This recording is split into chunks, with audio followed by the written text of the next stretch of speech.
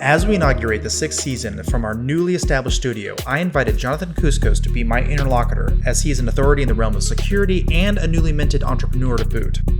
The ensuing conversation veers into esoteric technical jargon as we broach topics ranging from Whitebox and Blackbox testing, the defining characteristics of an adept hacker, the issue of security charlatans, security leadership versus security management, amongst many other topics.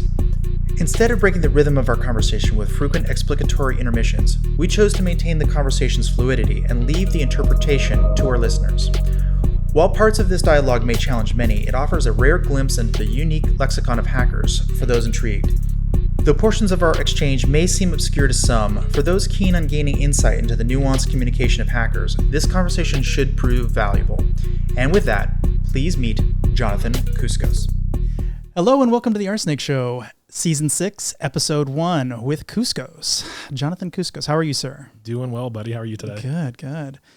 As our intrepid viewers might notice, we are in a brand new studio that was, like, literally last week was just paint and ground. Yeah, it's pretty today. A lot of work's been done. Yeah, we put a lot of work into it over this last week. Pretty intense. Still a lot of work to be done. I think we gotta kind of, a lot of things are kind of put up, but like they could fall over right away. It's on the way, right? Don't touch anything. Everyone working from home has that very carefully curated view where this shot is good, and if the camera were to ever pan like this, it's just like, oh, panic. Just guys in boxers. And oh, totally. Yeah, hopefully it doesn't pan down. What a nightmare. There's some really funny videos of the pandemic. Oh, yeah. Oh, my God. It's so funny. I feel bad for them. You know, because they're just being normal people in their homes, right? That's true. How did that treat you, by the way, when we had the few years of how everyone personally handled it? Well, I've worked from home for 20 plus years already. There's really no difference. I was on the road a lot, but really my office was always my house, probably since I would say early 2000s. I had always worked from home. There's no reason to go in the office. I mean, occasionally to go visit people or whatever, or attend an occasional meeting or something, but why? Like everything's behind a computer. I can do the equivalent of Zoom calls back then, or just physical calls or whatever, and never really saw a need for it. So for the most part, I would say it was a nothing burger for me until about, I would say a year into it. I was just getting really, really bored at home. Like I just gotta get out of here. Yeah. Like just go to the bar and meet some people that I don't know, and just kind of expand my wings a little bit. How about you? Well, we hunkered down pretty hard. But the only thought that I really had in my mind at the time was like all those years of playing video games as a kid, like we've been training for this moment. So I personally thrived throughout it. It was no problem. It's like I get to get left alone with my several monitors and multiple computers doing the things that I love. Yeah. Great. Yeah. Obviously the pandemic was not great, but whereas most people were going stir crazy, I was getting really productive. Yeah. Well, I mean, me too for the first year. And then I'm like, woo, I got to get out of here. Just getting, just trying new recipes and like, there's only so much you can do, right? Did you have the sourdough phase? Everyone goes through it. No, life's mostly back to normal now, and I think for the better. Yeah, me too. Let's not have another one of those, okay? Fair enough. All right. So where you and I don't know, we've probably known each other for 10 years or something. I think just about. Through the White Hat days, I started in 2011, and so that's when I would have first met you. So yeah, okay. Just over a decade. Yeah, okay. All right, so 10, 11, 12 years, somewhere in there. So when I first met you, you were, I would say, probably the best person on the TRC, the Threat Research Center. It was tied between you and Zach, I would say. You guys were both very, very good. I would happily hand that over to Zach. You were both he good. Gave me a lot of the foundational knowledge that even allowed me to be competitive. So if there was a competition, it's because Zach trained me. So okay, we'll put that to him. Okay, all right. Okay, so maybe 1.5. So first of all, let's talk about it. Like, how did you get into InfoSec? Like, how did that all happen? Oh man. Okay. So I would be foolish to not say that it was mostly luck, and I really fell into it. Around the time where I joined and started learning about cybersecurity, I'm not one of those people who really like sought this out as a kid growing up. The industry had kind of already well formed by the time that I fell into it. Mm-hmm. But the reality of the situation is that I was, I believe, 24 or 25, and it had taken me 7 years to get a 4-year computer science degree. Wow. Was that video games?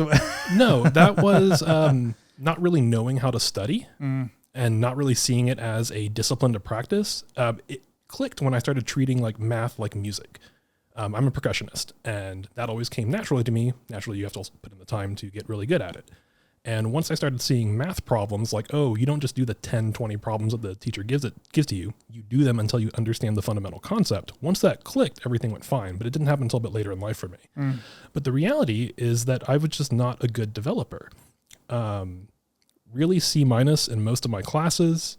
I could get the job done. I could get a prototype up for whatever we needed to do, but it was never really scalable and just wasn't quite putting up the academic accolades that my peers were. So the reality is that when I graduated, I'm applying everywhere for computer science jobs, for programming jobs, at some of the worst companies too, just anyone to see if I could get in. And I wasn't passing the interviews. White Hat Security had opened its first remote office in Houston, Texas, and was looking for people who knew how to code, knew how the internet worked, and wanted to become good at hacking. Well, that's something that I had kind of already done a little bit, but professionally and for very selfish reasons, like learning how to hack video games. It was like hex editing back then, very simple. You find a memory address, it's gold or money or ability power-ups, whatever. You change that value in the game, you look for the diff in that memory address versus other things. That was essentially hacking. And it's funny, when I think about that and I think back to the first thing that I actually hacked, I remember getting Japanese PlayStation games. And we'd have an American PlayStation game. You can pop the lid up, pop a hanger in there, turn the system on, the disc would start spinning, and it would stop. And at that moment, you could pull it out, put in the Japanese disc, and the game would load. Otherwise, it wouldn't. And I realize now that was a bootloader bypass. But it took me, a few years into this career to understand what actually happened and kind of reflect back on that moment. Right. But I ended up falling into White Hat Security because I passed the bare minimum to get into it, and I was hungry for any sort of success that I could find. Just hungrier than everyone else. Well, going back for a second, just because I thought it was interesting, you said that you weren't a very good programmer, but you were able to get the job done. There's this word, there's very few of them in the English language. It's called a Janus word. And Janus words are words that mean two completely different things. Okay. The word hacker in our context that you and I would normally use the word, means somebody who's good at breaking computers. And the other meaning, which is what you were at the time, is somebody who's really bad at generating code, and they hack the code together. So you are actually both of those things, which is kind of interesting. It's funny. So I'm the first person in the generation of my family to pursue higher education. And I went into computer science because growing up, my family said, hey, you're good at computers. You should go to school for computers. No one knowing that computer science as an academic discipline is a little bit math heavy. It's a little bit logic heavy. You really need to run through those ropes a little bit and understand how it works. And I just kind of fell into it. Did the best that I could. We scrambled a little bit. Ended up finding myself in a world where, okay, now instead of having to write code all day, every day, I'm looking at someone else's and trying to understand how to manipulate it. That came easy. And it also happened to intersect with a period of my life where I was very hungry for advancement and kind of like legitimacy as, I guess, a young adult. I'm 25. I'm graduating way too late for a 4-year degree. My peers are doing the same thing with PhDs and masters. And what are we going to do with this time? Not to mention the very real reality that there's a lot of student loan debt that comes along with this, which ties into bug bounties later on, as that industry was kind of formulating up around 2012, 2013. Did you get rid of your debt? I paid off 6 figures of student loans in about 30 seconds through moonlighting bug bounties while working at White Hat. Okay, all right. And so, the first couple of years, that's why I got so good so fast. Not because I was smarter or better than other people. I just put in more time. Whereas most people were clocking out at 5 p.m., I was taking on the extra assessments. I was staying up till midnight, looking at bug bounties and understanding kind of what was going on through that space. And so I just put in a lot of time in those 3 years, and the momentum kind of carried from there. Around the time when I met you. Yeah, right. All downhill from there. So when you were at White Hat, you were more or less in charge of one of the largest hacker armies on the planet. I didn't realize it at the time. But yeah, absolutely. And that playground that we had there, just the ability to freely check out one of a handful of thousands of websites to freely pen test, expose us to a lot of technologies very early in our careers. And so, whereas most other people are maybe assessing one website every month, 2, maybe as the contract comes their way, we're doing 3 to 5 a week, depending on which team we're on. I was on the team who was performing bake-offs against other security assessment firms. naturally the best vulnerability wins. So high adrenaline, high pressure, high stakes, you really have to want that to thrive in that environment. And that's where I got to practice. It exposes you to a lot of patterns that I think it'll take a lot of time to see if you don't have a big data set to put it against. Like, for instance, that ability to determine that, man, I really think there's SQL injection here. And if I just hammer and hammer, man, it's here. But if you're not careful, you start that on a Monday, it's Thursday, the assessment is due Friday, and you haven't done the other 80% of the application. So you kind of have to get some wisdom in the space to realize, okay, this is a rabbit hole. Maybe something's here, maybe not. I need to move on. And that really takes a little bit of wisdom to figure out. And you're not going to get that if you're just doing one pen test a month, because it'll take you 10 years to do what we were doing in 3 months, 6 months.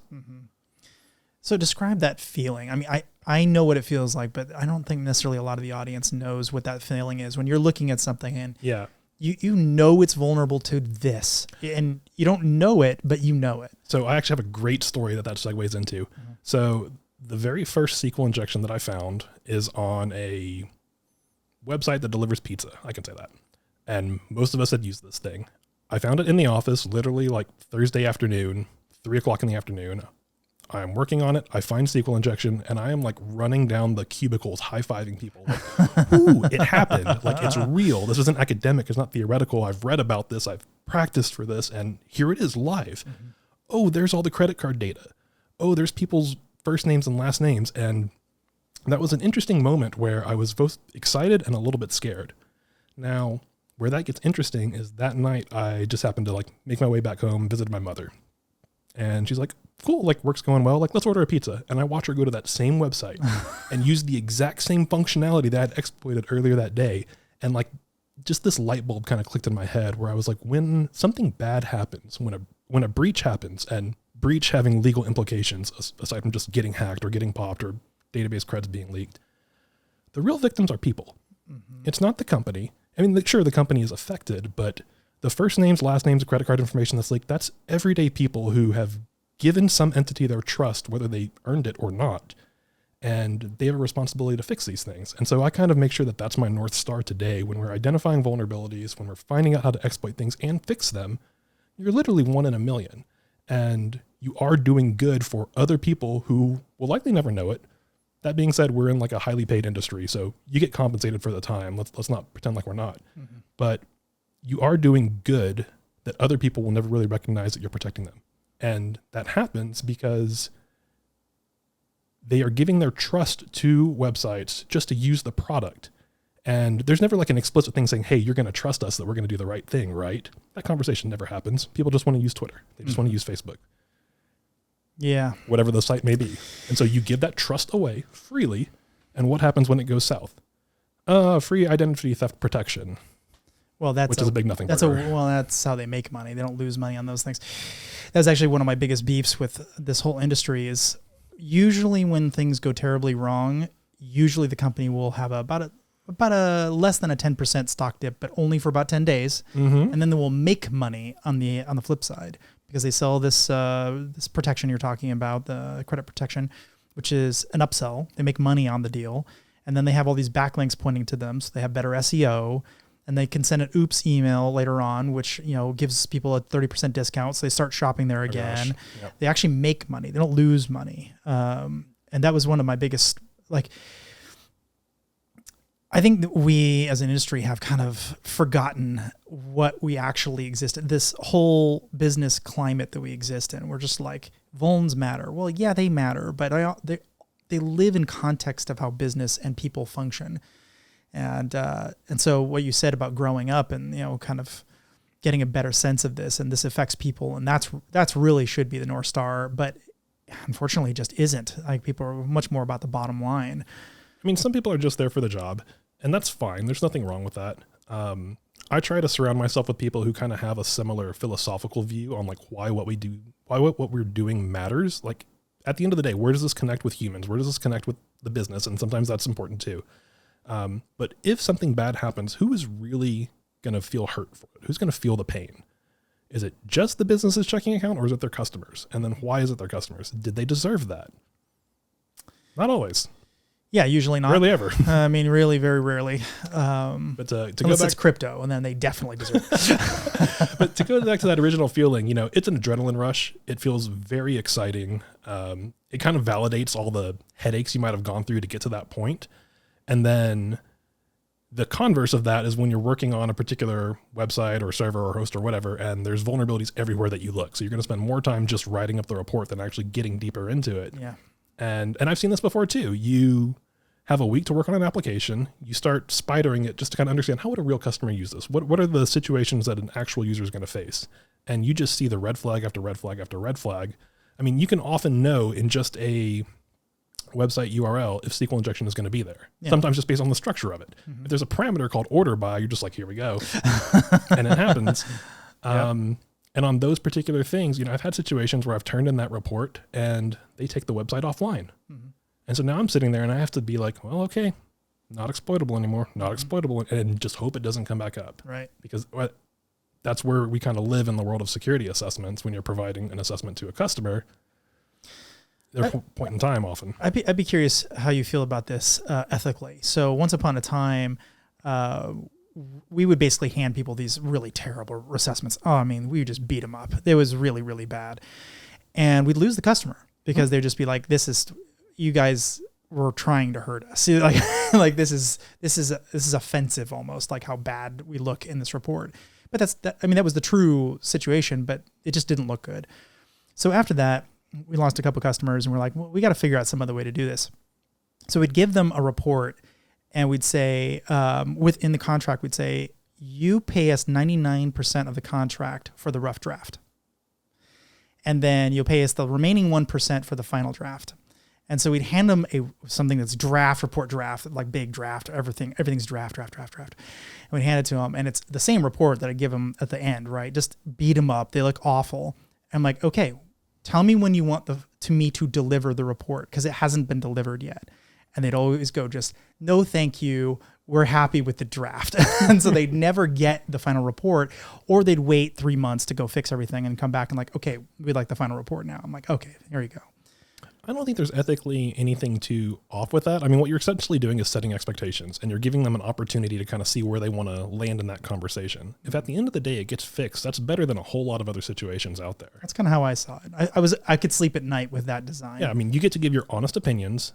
Now, there is a tactful way to say your baby is ugly, and that's what a lot of pen testers and security assessments, their job is. We're taking a dev team's work that they put their heart and soul into under various circumstances, various pressure points, often with security not being part of the design. And then we're saying, oh, that's wrong in this way, this way, this way, this way, this way, this way, and the list goes on and on. Mm-hmm. And nothing's more condescending by seeing a report where someone says, this can be fixed simply by, like, why does it have to be simply by? It's that's just like an unnecessary jab. Yeah. But those little micro jabs happen all over the place if you're not cognizant of it. And I think that's one of the problems that we face with, younger security engineers.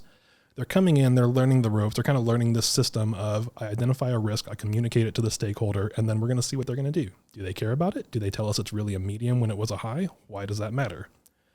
There's a way to tactfully have that conversation, and we don't do ourselves any favors in that space. I think back to all the times where I've joined a new company and I've started working on with a new team, and they want to have no conversations with security at all because all of the conversations thus far have been just sour, a little bit blame oriented. Mm-hmm. Why would they want to work with us? So more people really need to work in a value provided way such that we are providing remediation. How do I put this? So far it's just giving them the code for the fix, like making it as easy as possible instead of or ideally doing it for them if you could.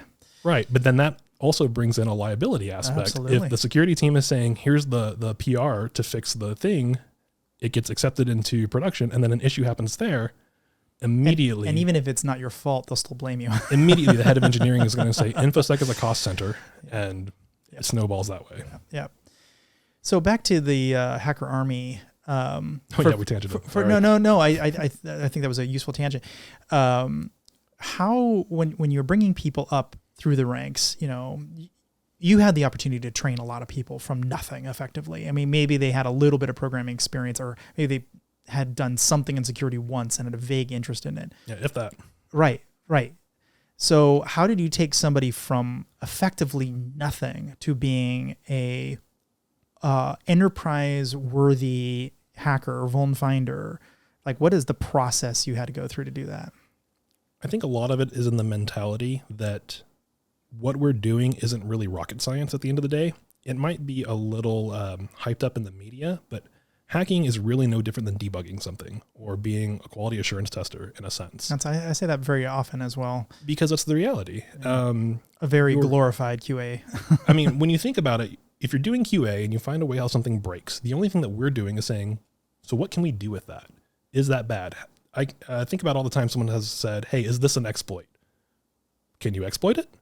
Oh, yes or no. Well, there's your answer. It really is that simple. Is something vulnerable? Can you exploit it? So I try to not gate people based on if they know how to write reverse shells in Python. More, do they look at the phone and think, this is what my phone can do? Or do they think, what can I make that do? Mm-hmm. And I think that concept really, you don't have to be tech-minded for that. You don't have to grow up attached to a computer at your hip to have that sort of mindset that kind of exists everywhere. And so we hired a lot of people who, some of them had computer science backgrounds, some of them hacking backgrounds. Some delivered pizzas. Some came from a customer service background. And those customer service people write the best vulnerability reports, by the way, because their communication skills are just a little bit better, in my opinion.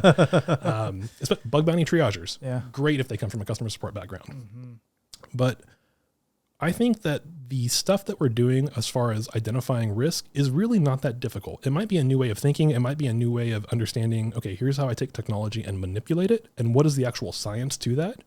It's an art. It's something we can write a run book for. It's something that you can understand how all the pieces kind of fit together. And then once you understand how it fits together, you can see where they can kind of be nudged a little bit.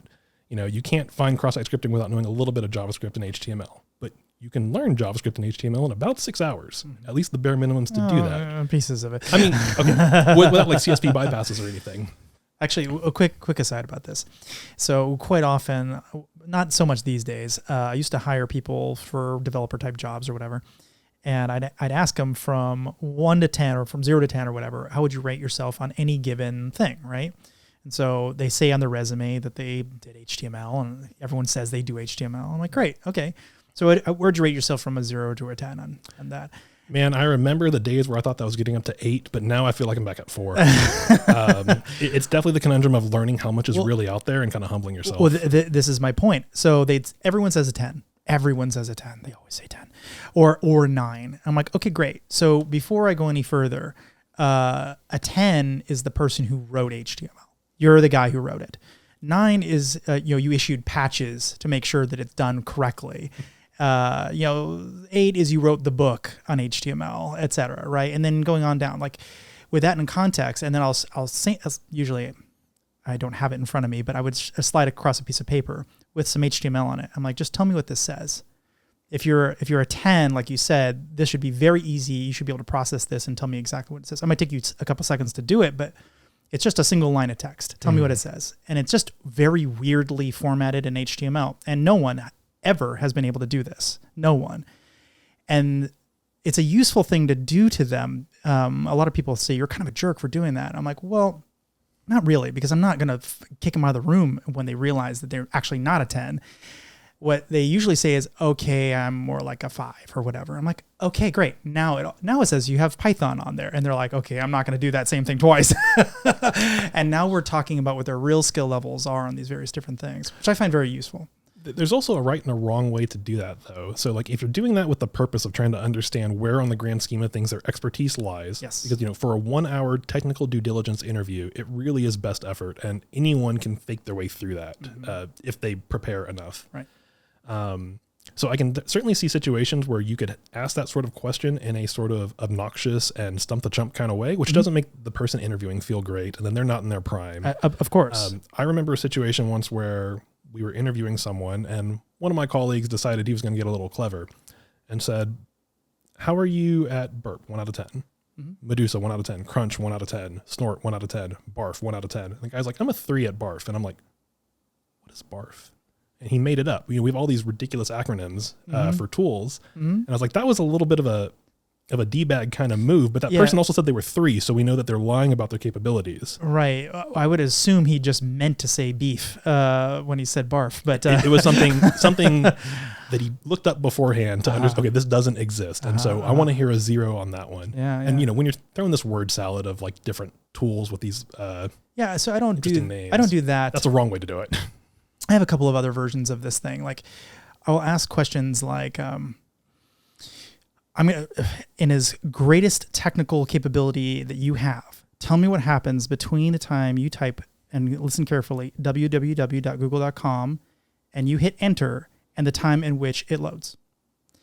And depending on who you ask, you get extraordinarily different answers. Yeah, you're going to get Windows system hook answers. Right. You're going to get key press event answers, you start with DNS hardware answers. Start with hardware, like the hardware people talk about hardware interrupts, talk about keyboard commands, I/O, like how this, the physical RAM and CPU are all processing.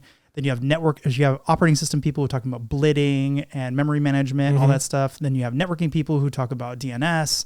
They'll talk about TCP/IP or whatever. Then you have HTTP people or web people, or whatever. They'll talk about, somebody in the middle might figure out, hey, have you been there before? Oh, there's caching involved, and then CSS is loading, and HTTPS and HTTP, and there's all these protocols, right? It's all the way down to the DOM. Very complicated, very, very complicated.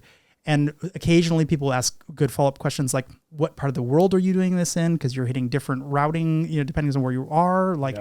You hit it'll try to route you to a different domain. Like, this is actually a very useful question because I can quickly tell slot them in. Okay, you're really good at networking stuff. I can tell, but you know nothing about web, and that's okay. Now I know where I need to focus to help you get to where you need to be. So I've heard that question a few times, and I'm not sure if you're aware, but there's a GitHub repo called What Happens When, which lays out every single one of those steps. And obviously when everyone's crowdsourcing information for it, now it's a study guide. It's come from my interview question. It's funny because much later, about 10 years later, I was going in to do some consulting work and someone laid that question on me. And I'm like, okay, well, that's my interview question. So I did the whole thing. Like, no one's ever answered it like this. It's so confusing. Like, more about this than we do. Definitely a good way to pick out someone's domain expertise and what areas they've had a chance to explore in, because that's always going to vary. You might start learning the same stuff, but then whatever problems your business faces is going to take you in a completely different direction. Precisely. So that's kind of where I was going with the question. Like, how do you get someone from nothing? You don't even know what they don't know. I mean, they basically know nothing. I mean, they can turn on a computer, they can go to a website, maybe. They don't know the difference between HTTP, HTTPS. Like, how do you train? Is it just you start from ground one? You start from ground zero. Ground one. I think you have to understand what you're getting into if you're going to take on that sort of task, and it is a monumental task. It takes, I believe, in our best series, between 3 to 6 months to have someone to where they're operational, able to do full pen test. I would say 3 months gets them the ability to look at most vulnerability classes and see a report and be able to recreate that, and then accurately say, yes, that was vuln, no, it wasn't. But as far as letting them go off on a full pen test, saying, here's 5 websites and find what you find, that is a little bit more of a practice art, I would say. Not even a science, just an art. A methodology of how do I actually go through this thing, discover all the content that is possible to be exploited, determine the attack surface, the threat landscape, and then what do you prioritize? Because if it's an engagement where you only have 40 hours, is the site big? Is the site small? Are you going to do multiple passes on it? Or are you at best going to get one block at time, best effort thing? And then you have 40 hours of testing, but you have to do it in 24. I've had that before. Oh yeah. Yeah. All of us have had that Sunday call where it's like, hey, this thing is going live Monday morning and we need a pen test. All right, get the coffee going. I'll do the best that I can. And that's really what happens in the real world. You do the best that you can. And then unfortunately what happens afterwards, that gets the checkbox from InfoSec. It goes out to prod. Sometime later, an exploit happens, and they're going to say, security assess that. Okay, hold on. We need to go back and really cover our tracks here to make sure that the ask was appropriately documented, that we made sure we set expectations along the way, and that can be a real pain point for security teams. Yeah, I'm wary of those types of things. I always, I haven't done consulting in years, but every time I did, I would put these massive caveats like, here's what you told me, here's what you allowed me to do, here's the time frame you allowed me to do it, here's the sites you allowed me to try on, because obviously if I can go around the edges, I might find more things. Yeah. Because if I don't document that and someone comes back and says, how did you not find this thing on the test server? It's like, because they didn't let me test the test server. That's why. It's not that I didn't see it was there. They wouldn't let me, or I didn't have enough time because they boxed me. So I'm very, very, very careful with my caveats. I think it's just a matter of keeping yourself intact. That is the reality of doing enterprise security at pretty much any major organization. You're going to have a time-boxed assessment, and then the actual attackers out there who are hammering it down, they're going low and slow. They're spending months doing it.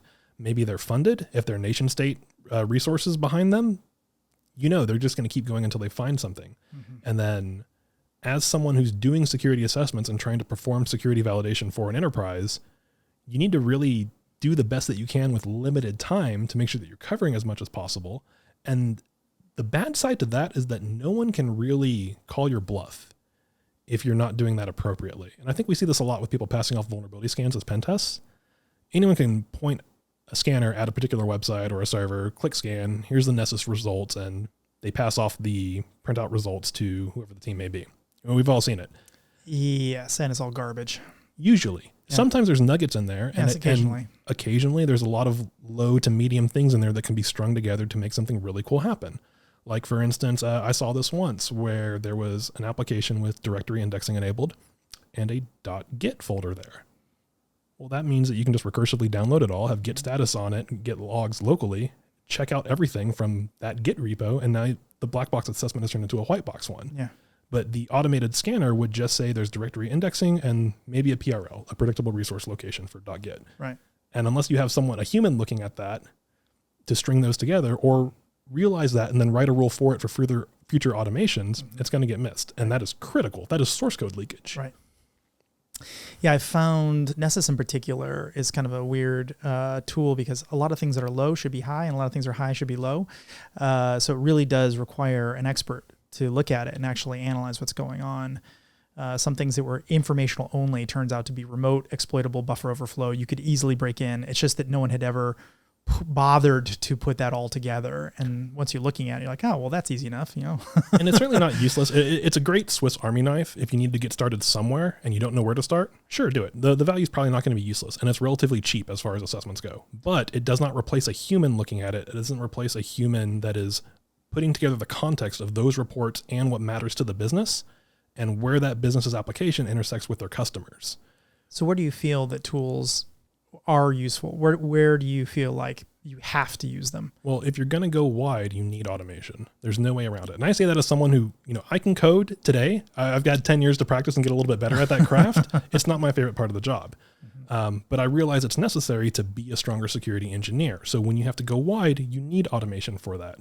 When you want to go deep, automation is usually going to fail. And if you're good at your process, you can take the lessons learned from that deep thing and try to apply it to the wide stuff, but you're going to have edge cases all over the place. So you're in this infinite loop of development, and now you're a developer building security tools. And I know that if I'm in that particular spot personally, that's not my day job. Mm-hmm. That's not what I want to do. That's not what I wake up getting excited about. I like finding all the vulnerabilities that other automated scanners miss. And so naturally, I'm more excited about that. Mm-hmm. And I think this makes an interesting problem in InfoSec where we realize that we need a lot of builders building the tools, and not a lot of those builders are hackers. There are some really just golden rock stars out there who can do both, but I feel like it's very rare. Yeah. And they know their worth too. Not everyone can be Google and hire them all. Mm-hmm. And so what do the small, medium businesses do? The best they can, and then they roll with the punches. They get hacked is what happens. Yeah, exactly. You either have been or you don't know that you've been. And that's probably the only two realities. Yeah, absolutely. Yeah, I always find it hilarious when people say that they've, like someone's surprised that someone got hacked. I'm like, just go down to their IT team, walk around and look at all the stacks and stacks and stacks of laptops. They're all compromised. Every one of them are running slow or have pop-ups or whatever. They're all compromised. Yeah, and there's some BYOD device somewhere that has full egress out to the internet that is still on the internal network, and there's your pivot point. Yeah, there's a bunch of software that people download to like make their lives easier and make connectivity easier, but it also makes it easier for the bad guy to connect back into you. It's basically a bunch of reverse shells in your browser. Yeah, man, it's all the personal team viewer licenses that people throw in. Yeah, it's a hot mess. It's very permeable. I mean, I've hacked into some of the largest enterprises on earth just to get my job done, just to do the minimum things that they asked me to do. Not even because I was malicious, just like trying to accomplish some minor technical thing that I was trying to do. I remember having to, I was a certain company I was working for, and we had an external machine and an internal machine. And the internal machine was entirely locked down. but we use the internal machine to do assessments on internal things. Well, I needed to get security tooling on that internal machine, which is basically violates all the malware controls, all of the security controls for other employees. But I'm like, hey, I'm on the security team. I need this to do my job. They're like, it looks like malware. You're like, it is malware. I am the malware. Like, allow it. It literally is malware. Right. And so I remember taking like, I think it was like the old SSL tester.exe and like chunking that up into 20 different bits and sending it bit by bit via email to myself to open it on that particular target machine, just recombine those 20 parts and have my executable, which is the exact same thing as data exfiltration. Yeah. I just did it in the other direction. Yeah. Just put it in. It says pulling out. Yeah. And then I wrote down data exfiltration as a finding just the other way. Yeah. Infiltration. Yeah. And I used it to put my tool in, which is the same for ransomware. Yeah. Exact same use case. Yeah, exactly.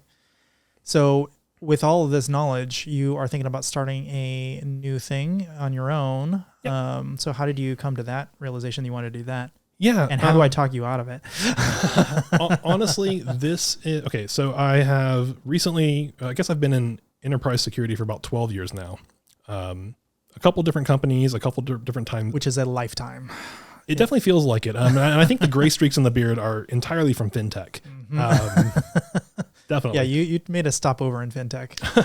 It wasn't straight from hacker armies to your own thing. There was a horrible middle section there. Funnily enough, this was the first interview or public event really that I've done since joining fintech companies in 2016. Yeah, I remember we tried to get this done last year, and there was no way it was going to happen. It was just it wasn't even worth putting in the effort in. Yeah. But I really enjoy getting back out because I love talking about this stuff and sharing my experiences with other people.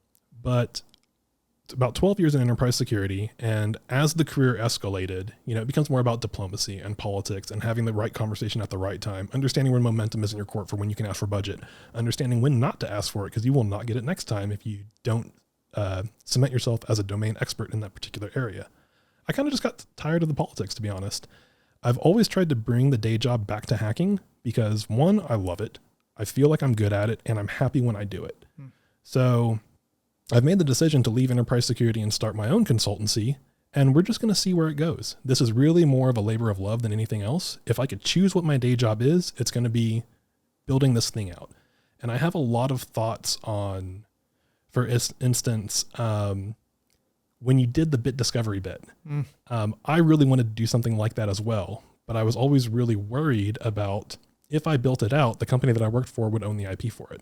Yeah, that's a very common problem. And so I've got some cool ideas, and I'm watching other people build it out, and I'm just like, oh man, that is awesome. I would love to do that. I would love to scan the internet and then identify points of interest and then like run nuclei scripts against all of them. Nuclei allowed, or nuclei?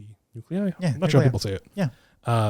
It's one of those things that you read a lot and then you don't hear someone say it, so you're not sure if you say it the wrong way. Like GIF? GIF, yeah. It's like figure out if you're heading out the door right now or not.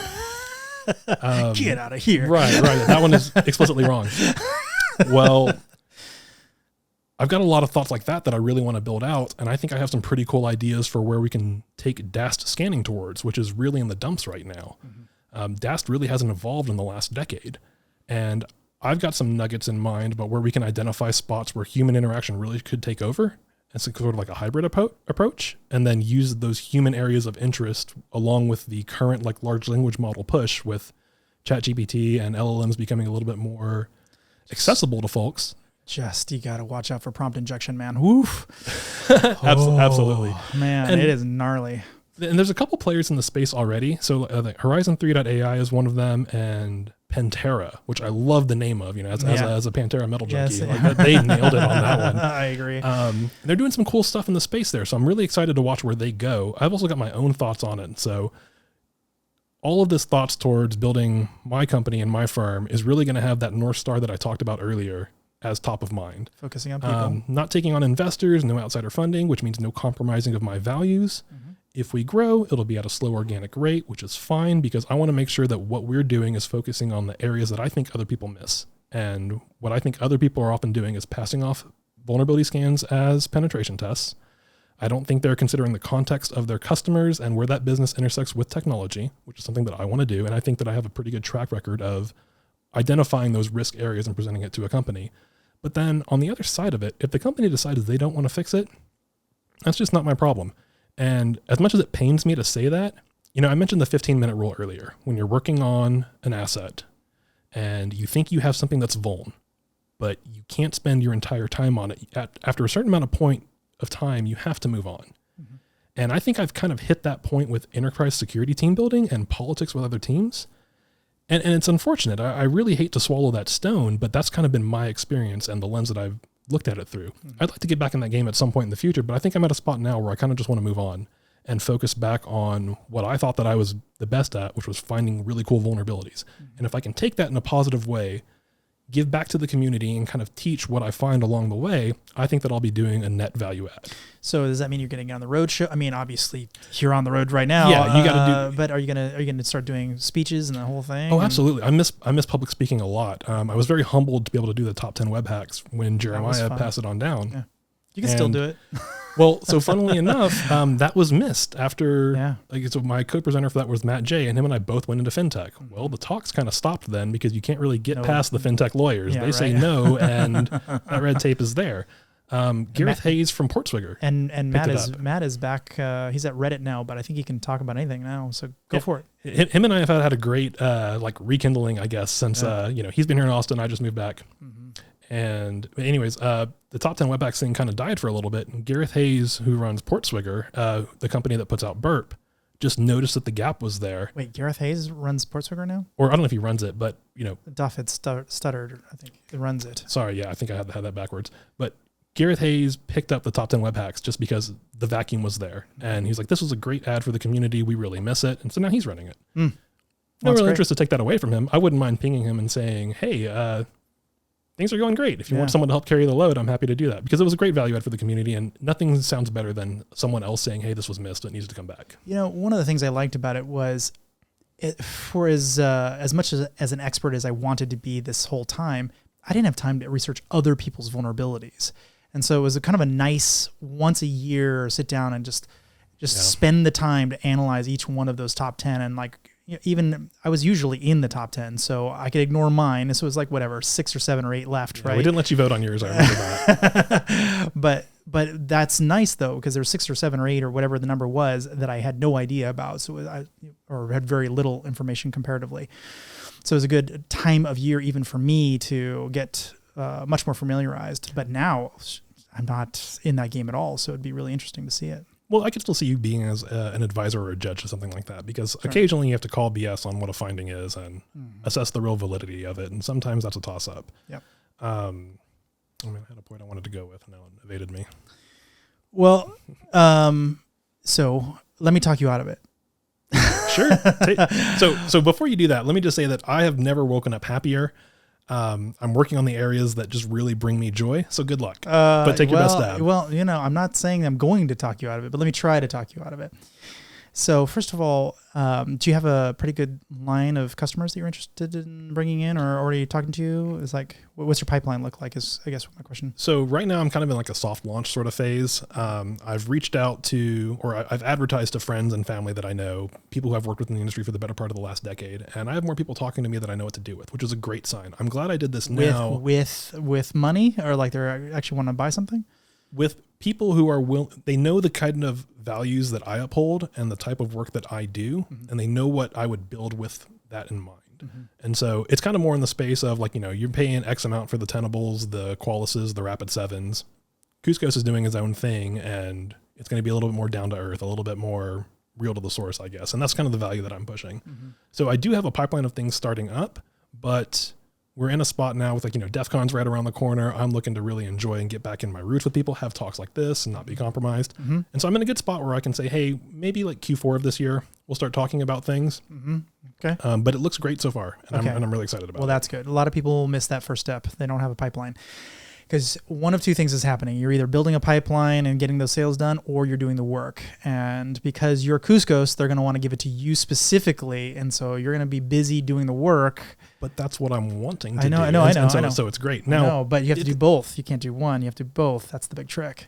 And I'm learning how to balance that right now. A lot of this is doing something new, uncomfortable, getting in a new space, kind of seeing how the reality hits the road behind the scenes. I've always done this from the past of working for another company and then doing their pen test. I've kind of seen how the full loop happens. I haven't done it myself, but that's what we're doing right now. But what's great about this is that I've prepared for this moment. I've been thinking about this for quite some time.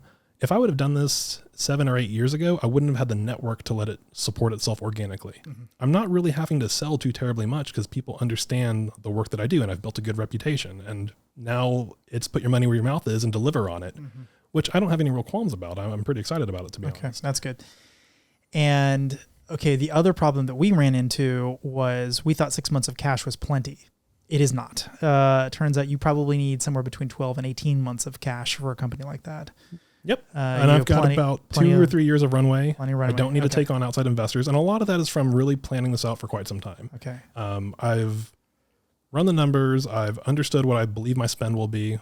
And we're in an interesting spot right now. Speaking of bug bounties or responsible disclosure, I don't care if I don't have a client or if there's a particular client coming in who's going to be like a real pain in the rear to take on. Just double your fees. Well, it's the asshole tax. Just add it.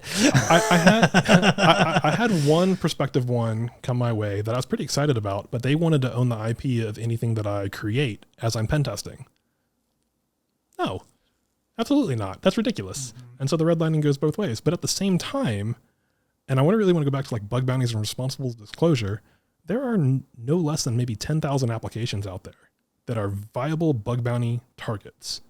And so anyone, like I'm nothing special. If anyone wants to get into hacking and do this, there are literally 10,000 things out there with a safe harbor clause saying, hey, you can freely assess us. There are some rules to abide by. There are some things that are out of scope, but the playground has never been bigger and there's real monetary value for doing it. So you have two options. You're either going to go deep on one target, and you can really do a lot by just reading bug fixes and blogs about new releases for a particular product. Facebook does 2 code pushes a day, and it's millions and millions of lines each, tens of millions maybe. That's a lot of stuff changing. Yeah. Now, they're a very immature company. There are others that are a little bit more accessible, you could say, but you can either go deep on one or wide on a whole bunch. And when you look at stuff like Shodan, who just scans the internet looking for things that are open, well, why can't John Smith or Jane Doe do the same thing themselves and then start looking at patterns of things that they know that they are good at, go deep on your expertise or the thing that you're learning on, build a personal asset inventory, kind of what Bit Discovery was, but there's no reason that you don't need massive troves of data processing for that. You need a Best Buy laptop and somewhere to store the data.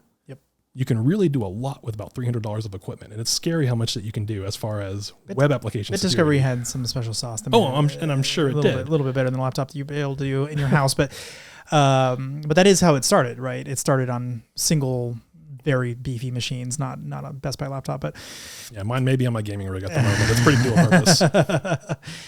So the only other thing I would say, and if this doesn't dissuade you, then nothing will, was what we ran into is we kind of split our group in half.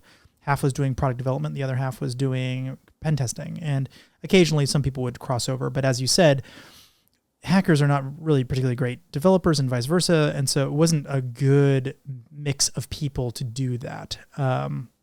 And so it ended up being, I would say, mostly a massive drain on the resources of the company as opposed to a net value add and ultimately something we could sell. We came up with an insanely awesome product. It was called Falling Rock Networks, totally unhackable. We couldn't find anyone who could hack it. We tried and gave it to everybody we could think of. You gave this to me at some point. So now that keeps me up at night. Because when you gave it to me, I was in that hungry for being the best web app expert possible. And I was very much in that zone of all right, I can find the RCEs, I can find the SQL injections. I had no idea how to privesk or pivot yet. That's just too early in my career. And I occasionally think about that time where you just put that shell in front of me. And now I'm just like, was that a jail? Did I just need to break out of that? I just didn't understand privesk as a concept then. I know it now. I'd love to see it now. Yeah. Years too late, unfortunately. Yeah, many years too late, unfortunately. That keeps me up to this day. All those technologies. But literally everyone had the same problem. They were either really good at privilege escalation, but had no idea what to do with shells. They didn't know what to do with the command. Usually hackers in general, specialize at one of two things: either getting in or once you're already in doing something. But so I gave them the way in, here's the exploit, just go ahead. Forget that part. Just assume it's vulnerable. Yeah. Here's your assumed compromise assessment, and no one's done that yet. You can do whatever you want. Like I gave him SQL injection, command injection, and the full URL, username and password to the admin console. Like everything you'd ever want, right? And every one of those in an unprivileged situation could do nothing, but in a privileged could do everything. So it's basically like, do the bad thing. Go ahead, do whatever you're going to do that was going to be bad. Get the credit card numbers out of database, or shut the machine down, or overwrite the code to do something bad, or whatever you can do. Mm-hmm. Whatever you can think of to do something bad. I probably gave it to over 100 hackers of what disciplines? All over the place. Really? Some of the Metasploit guys, a lot of OWASP types. No, that surprises me if any of the Metasploit guys couldn't get somewhere on there. No. I mean, they thought they could, and then they got on the box and they're like, whoa, everything's kind of weird. And things that they thought would work just didn't, because there's layers as everything. It was like an onion. It was a beautiful onion. Mm-hmm. Not everybody likes onion. That's one thing I would love to go back and try again. Yeah. Just see if future me can kind of do what past me couldn't. Yeah, but so my point in all of that was we built something amazing, like really, really amazing. And we needed it for us. So it wasn't like a complete waste of time. But the productization of it was a complete waste of time. We were never able to make any serious money on it. And it really split our resources, and I think ultimately burned through probably a year or more's worth of cash. Gotcha. We didn't need to. So when you were talking about like automating whatever, Arachne or whatever, if you spend too much time on that, you might actually be taking away from your actual bread and butter of consulting. Absolutely. And that's possible. My goal here is ultimately professional services. Mm-hmm. But again, it's because this is what I think the fun part of the job is. And I'm just looking to get back to some of that playing. Some of that stuff that you're like authentically passionate about. And I think that is infectious in just the best of possible ways. And I know that there's multiple others of people out there who kind of think the same way. Mm-hmm. Unfortunately, the market is a little chaotic right now. And for the first time ever, we're seeing cybersecurity people get laid off. That has never happened. Yeah, I'm seeing some insanely awesome people not able to get jobs, which is bizarre. So if you're looking to hire some insanely awesome people. I know it's there. What's going to be most important to me is obviously like organic growth and making sure that the values are aligned. There's no shortage of people who want to be in this industry just for the paycheck. And I'm not saying that's bad, but I want to make sure that people, if I have the opportunity to choose who's coming in, I want that North Star value of why what we're doing matters really being close to heart. Because I think that that's where you build like a great culture. You build people who really vibe with the same mission, and then you get to have fun at the same time.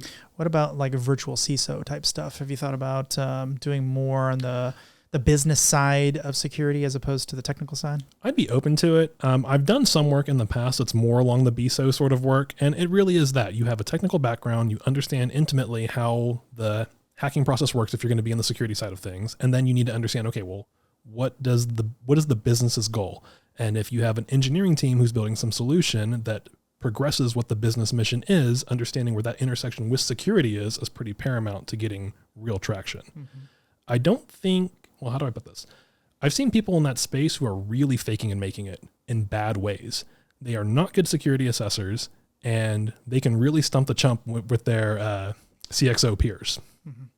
And there's a lot of room for improvement there. I think I could do that, but again, it's not what I wake up to do.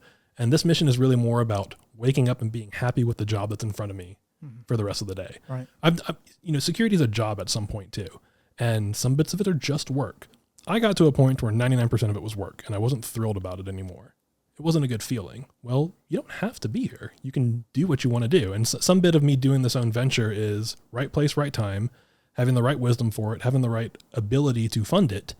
I could take outside investors. I don't want to, because I don't want to compromise my values. And I've planned for that outcome. Now we're going to see where it goes. We're going to see if anything happens. But at the same time... Doesn't sound like I'm talking out of this at all. No. If anything, I just get more excited talking about it. Yeah. But it's very... I didn't think I was going to get It's definitely nice that I'm doing this 12 years into my career instead of 3 years, because over the last 12 years, I've made a lot of contacts. I worked on a lot of teams. I've had an opportunity to influence people in positive ways, I think.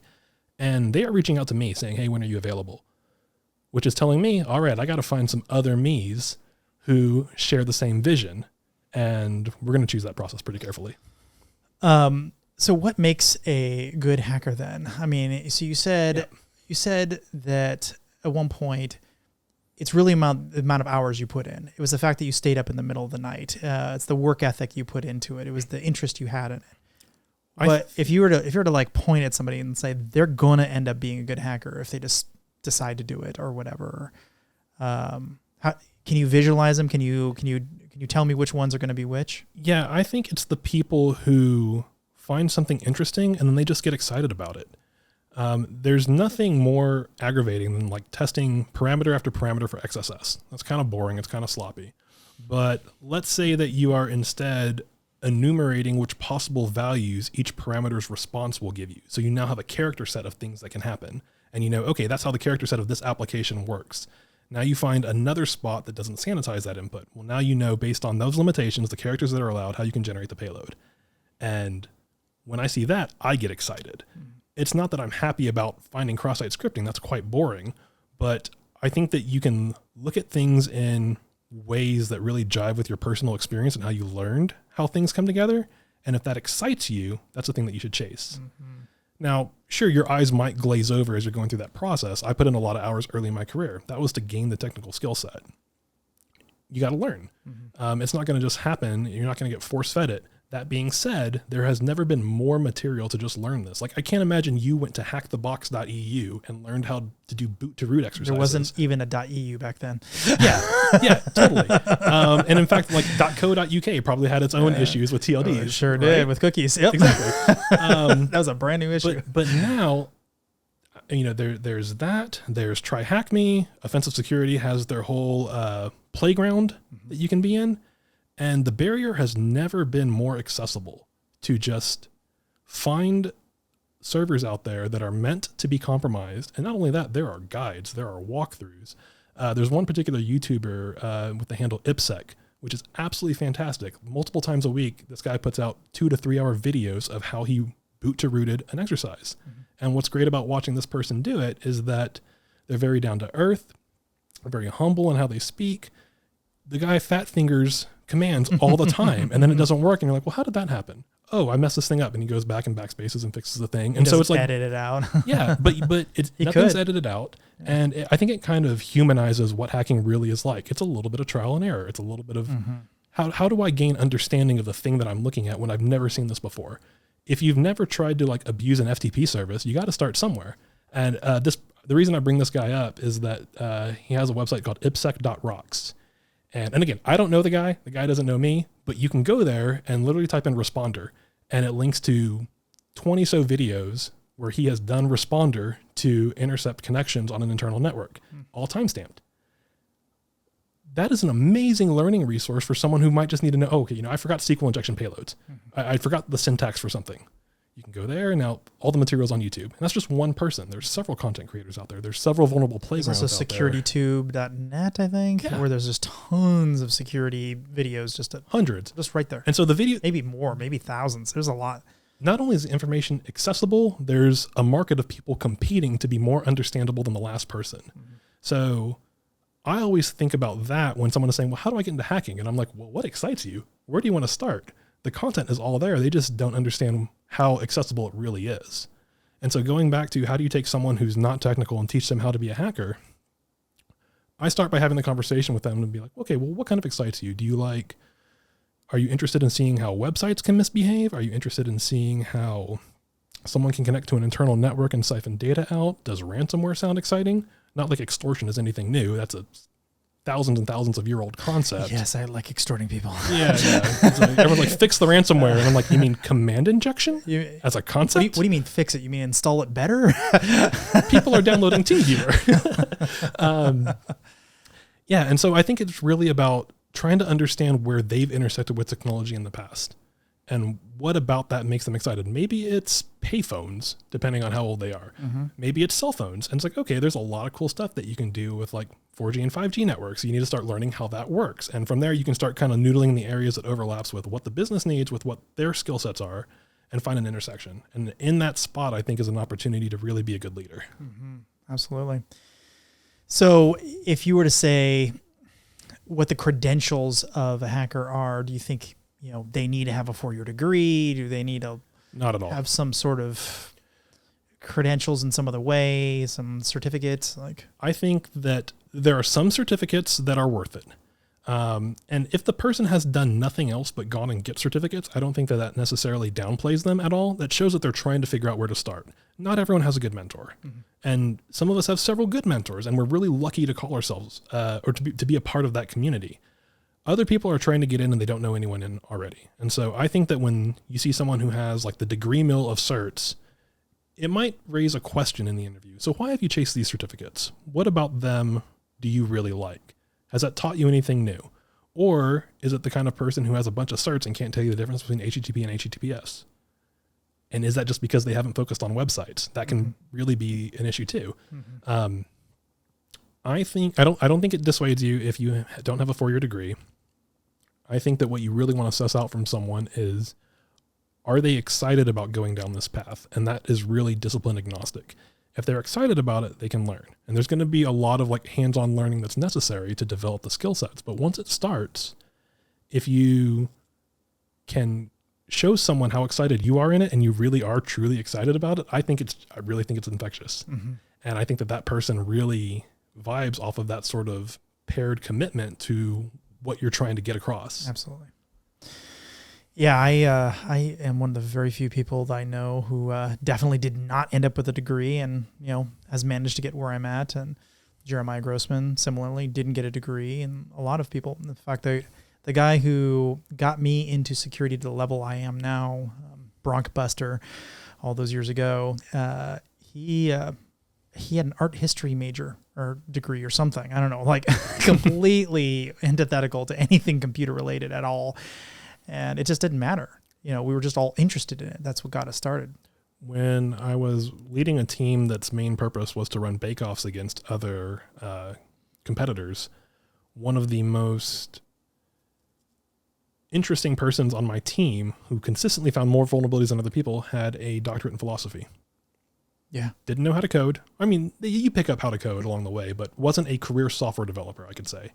And just being able to think about how someone else might build something gave that person a lot of valuable insights that just weren't coming to the rest of us. Yeah. And so it made paired assessments really interesting. It's like, why did you go there first? What made that a thought?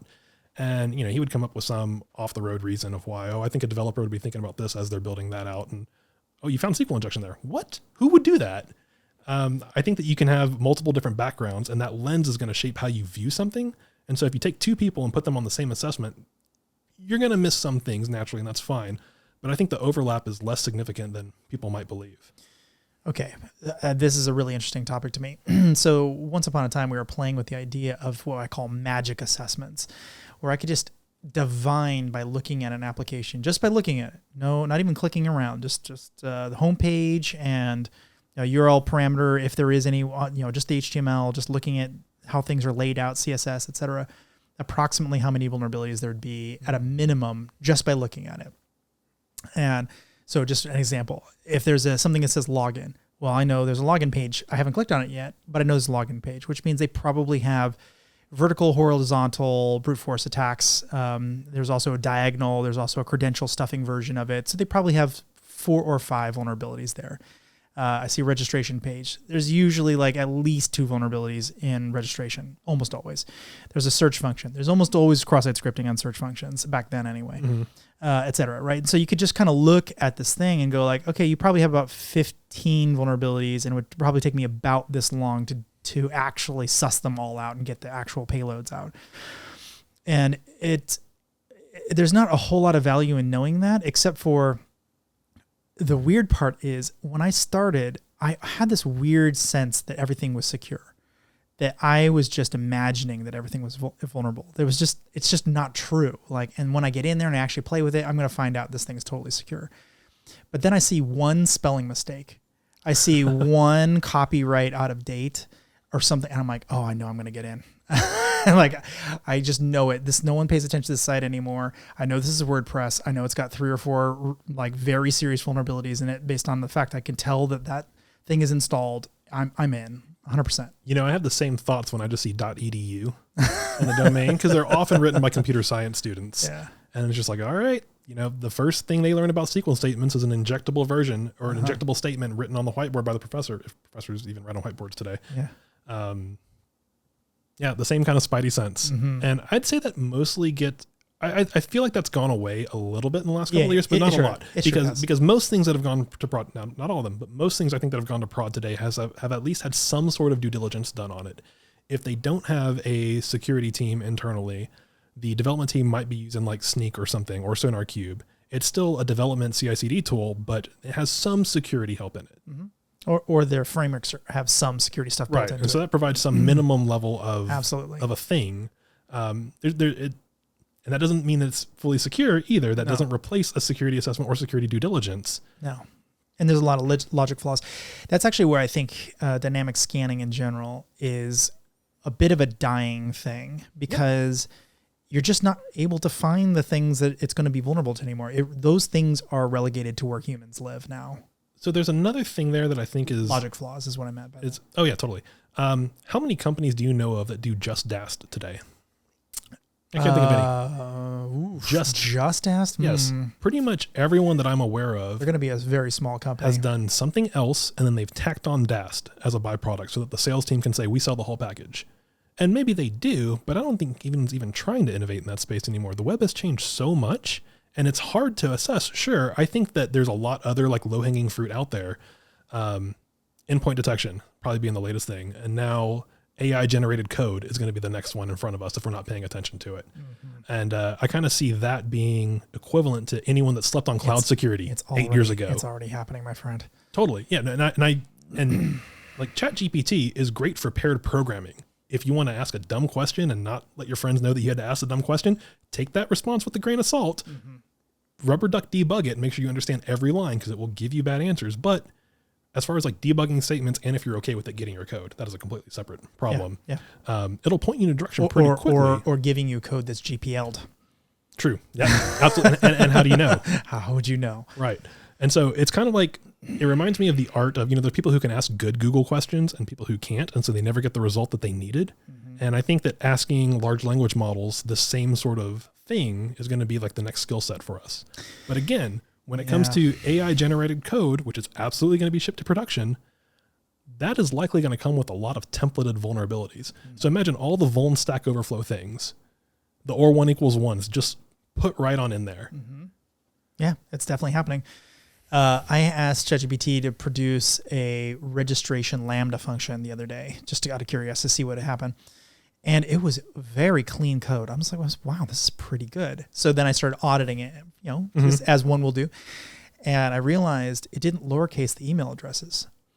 And it was using email addresses as primary keys. So if you have two people registered with just like uppercase or lowercase, and there was no like sending an email to verification, all that stuff was gone. Right. Like all that stuff's broken. But it would work. And so now you'd have two people with the same email address I can get in with my email address, and then if it lowercases it later at some other function to normalize it or whatever, now I'm looking at somebody else's data, like wow, that's very hard to understand that that's a problem. And then even harder to explain why it matters to the average developer. Like why does it matter? Lowercase, uppercase, like they're different users. Like, yeah, but they aren't really. Right.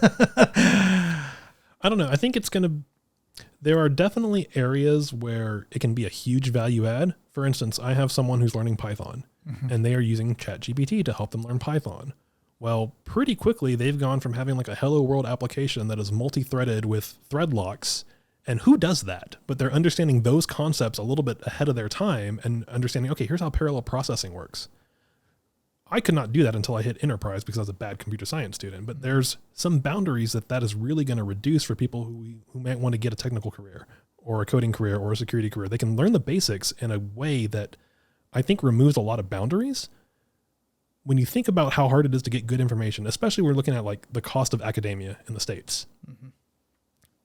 And most of us are learning from YouTube University anyways, when the professors are teaching bad examples or not being available.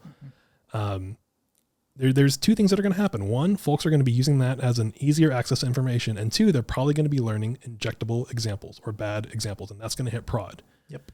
And even if you have the most secure product in the world, interns join those companies and they push stuff to prod.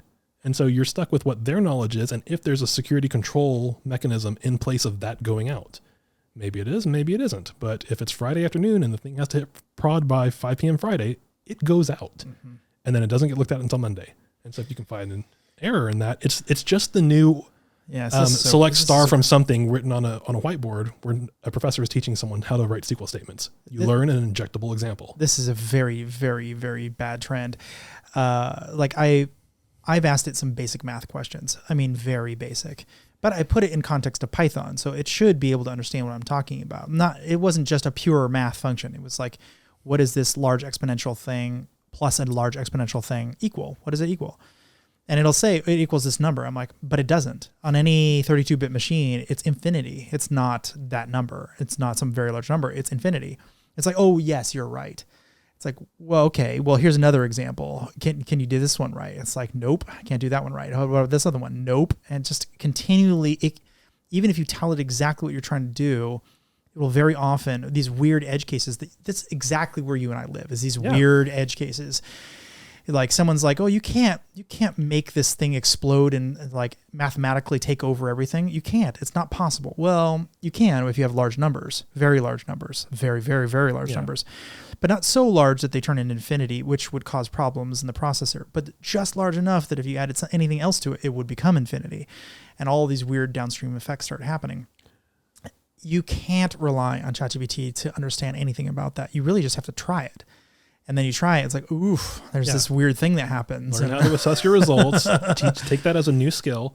Yeah. What scares me about this is that once that starts bleeding into auto remediation for code vulnerabilities, or not even vulnerabilities, but just like logic mishaps, where a bug is a bug is a bug. Maybe it's not a security bug, but it's still a bug that needs to get fixed. I'm scared at the chief revenue officer who's going to see, oh, you can fix 90% of our errors with one click. Let's do that and see the fallout. And who comes along and does that profit analysis and see if it decides if it's worth it? Come on, Kuskos. You know they're not going to do that. A buddy of mine worked for suspend disbelief. A big airline, and they had some application whitelisting technology, and they turned it on. They just go ahead and turn it on, and everything broke. Like really everything broke. So they spent a lot of time like making it to the point where it was finally starting to work, and they got everything kind of working, sort of, right? But everyone is so gun shy because they knew that this thing breaks like everything all the time. Anytime you shell out to anything, because everything's really poorly designed on the internet. Everything's shelling out to something, calling something or whatever. And so what happened is they developed something, it would break for whatever reason, and they'd blame this software. And they're like, we need to shut that software off because it's breaking this thing that's totally valid, that should work. Shut the software off, and it was still broken. Like, oh, it was actually our code. It had nothing to do with that application whitelisting technology. So they'd fix their thing, and then they'd never turn it back on. And it kept going forever until all that stuff went away. I think people are just far too lazy, and they're just gonna whatever is the easiest fix. So that 90%, if it breaks like 10% of apps or whatever, they're just like, wind it back. Like, forget it. Yeah. And I say that completely unsubstantiated too. No, I might add, but I think everyone should be watching and waiting, just like ready to see what happens, because I think that the moment to react is going to be pretty interesting. No, what'll happen? I think what'll happen is it'll say, here's the recommended fix. And you click the button because that's the button clicker's fault. Yeah. The button clicker's fault. Exactly. That's what it's going to be. And this is why security doesn't push fixes. You shouldn't have clicked that button. Yeah. I clicked the button exactly once in my life, and after that I realized I really, really, really need to be much more careful. I made something so it was just an integer. I felt like this thing should only be an integer. It's just a user ID. It's always an integer. But it turns out it's actually a floating point. You can have some users, and it uses the floating point to decide whether they're sub-users of the user. Oh, interesting. Like a parent-child relationship. Right. So the period blew everything up, and a huge section of users couldn't log into the system. I'm like, oh, geez. Right. Now, easy fix, but boy, is that did a it break security stuff. vulnerability or just a terrible business logic flaw? And you're only going to see that in code. Yeah. Now, are static code analysis engines finding that? No. Of course not. No, that's what the manual code review is for, which is one more reason why, as much as we want to talk about automation and how you need it for scaling out, the human will never be invaluable in those situations. Now, the 1% of things that they find, are they going to matter? They probably only matter when it actually breaks everything. Mm-hmm. You're not going to know until after the fact. Mm-hmm. But I think that's just part of living in reality here, unfortunately. Mm-hmm. So something that I think that you and I are both passionate about is breaking the paradigm of what people think hackers look like visually. This has always bugged me. My entire career has bugged me because I look at TV, I look at Hollywood, and I'm like, what is going on? I mean, certainly there are people who, have 8,000 piercings and, dress like cats and whatever. I mean, yeah, it happens. But that happens in any cohort of any cross-section of humanity. It's not relegated to hackers. So what do you think about that?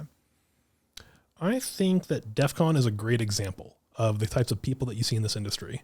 And some of them are there for the flavor, for the fun, for a little bit of the flair.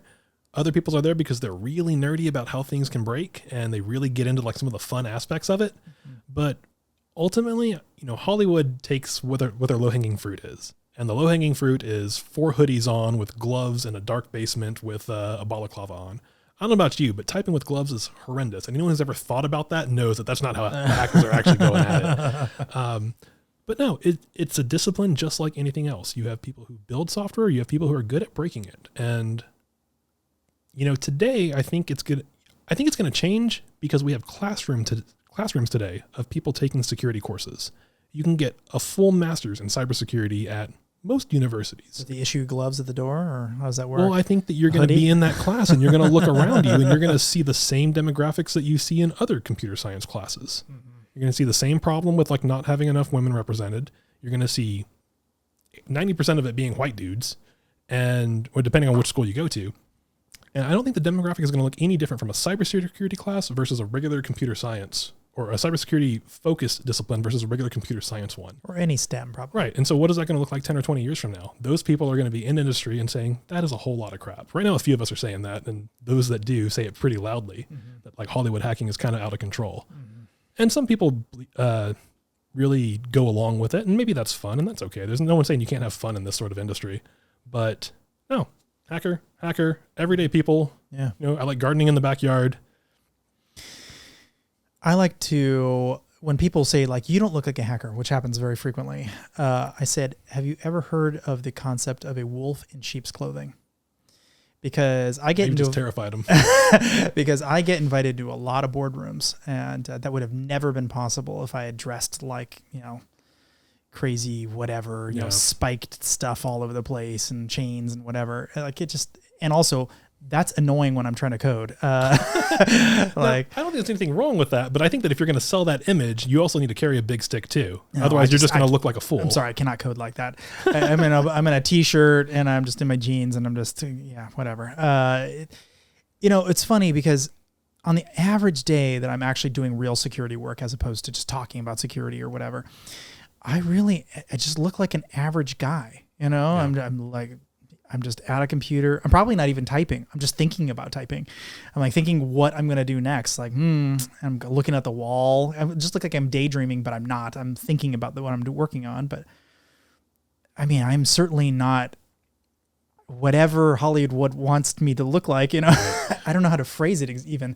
Like what's Rami Malek's character on Mr. Robot? Elliot something, right? Yeah. And it's like, not all of us are like weirdly neurotic with multiple personality disorders or whatever. Now some maybe, and that's fine. There are those. But it's not, I think like that would make everyone believe that everyone who is a hacker has that sort of persona. But the same thing. It's really not true. Anybody who works in like Wall Street, for instance, obviously there's super neurotic or whatever. And then there's the kind that are, totally normal and you grab a beer with and they're fine, and it's really just the cross section of society at large. Yeah. So do you think it's going to change as years go by? Has it gotten better? You have a longer viewpoint on this than I do. It has already gotten a little bit better. You're starting to see like the sort of Hollywood is taking like the Hollywood A-listers and turning them into hackers. Like, here's somebody who's very large and muscular and beefy and also can code or whatever. Well, hey guys, Thor is a hacker too. Chris Hemsworth. He was in that last movie. Exactly. I mean, I think we're seeing a number of examples of people who are bold and beautiful or whatever, and still hackers in Hollywood. But I'm not sure we've gotten over that diatribe. I'm not sure like people are like ready to. Fruit for sure. People want people to look like that. They want them to be represented in this way, and well, there's a problem with that because what is the what is the relationship then? It's that person criminal, that person bad, not doing anything good, not understanding how things can be made better. And that's what really what we're doing when we're understanding how vulnerabilities can be manipulated. It's like, now those of us who are not actual black hats looking for ways to personally gain from a system, we're looking at how we can identify vulnerabilities and then fix it because we want to make the product better, because we want to make the customer safer. What about that is criminal? But the outside connotation is that hacker is bad. Yeah. Well, and we're still trying to break it. It's a rough road. I don't think we're going to get there quickly. But to your point, there's a lot of social engineers who are women who look absolutely normal. Like you walking down the street, you're just like, that's an attractive person I would like to go on a date with maybe. Or they're just a normal human being just at a coffee shop, or, maybe somebody who works at a local convenience store or something. They will completely destroy you. They will break into everything you own and own everything, and they can just talk their way into environments or whatever. And they don't look like hackers. I see a lot of men who will dress kind of similar to me, not necessarily exactly like me, but they will dress professionally, and they'll just kind of walk their way, kind of muddly, kind of whatever. They got a clipboard. They look like they're supposed to be where they're supposed to be or whatever. And they just look like a normal employee, and they will just walk right through your environment. And of course, nation states are obviously doing the exact same thing. Yeah. They have the clipboard just like we have the clipboard, and a plausible reason to be there, and a plausible reason to be, oh, whoops, I'm in the wrong place or whatever, a cover story if things get screwed up. We need to be much more careful about the stereotypes and go like, wow, that is not. And not downplay someone who can just totally walk in unopposed. Right. Absolutely. The best I've ever done is, you carrying the ladder and having a bright vest on. Pretty much everyone will hold open the door for you, even the one that's badge entry. Yep. But that's a pretty obvious example and tried and true, years and years over. Yeah, it still works. It absolutely still works. I've seen some examples of this, men and women in various different situations, and they've actually gone up to the people who hired them and asked them questions and, try to interact with them and get information out of the people who knew that this was happening. They just didn't know what they looked like ahead of time. You cannot blanket say somebody looks like this and is just good at computers or understands how to break into things. Absolutely foolish. Yeah, I agree. Have you ever run into Kareem Hijazi? He was on the podcast. No, I don't believe so. But he had a kind of industrial espionage background. And so he would, kind of show up at the place and kind of, just act like he was supposed to be there. And I would say he looks completely normal. Like he's just a normal human being, like nothing super special in one way or another, Well, I think what we learned from this is that you can't judge someone like who looks normal and who doesn't, because all you're going to do is discount the actual attacker and then normal in the context, put your focus on someone who really isn't one. Normal in the context of the movie Hackers, let's say. Sure. Like I got like, whatever regalia on me that says I'm a hacker. Getting stopped in customs, and they know who I am well before I get there. And so I'm not wearing I hack stuff t-shirt. I'm dressed nicely, just kind of normal business traveler. Just you look around me, I would just blend in completely. But, they know who I am because they know you cannot rely on what I'm wearing. Right. And that's how I think the rest of the industry has to treat us. So it's just a matter of, I think Hollywood likes certain tropes. Because they're easy. And that's why I say they're low-hanging fruit. It's just an easy thing to go back to. It's tried and true. It is going to keep happening. We're going to keep getting irritated about it. Hopefully with enough time it changes. And I think that it's mostly going to change with this next generation of professionals coming out who are used to classrooms of people who just look the same as any other classroom that they've been in.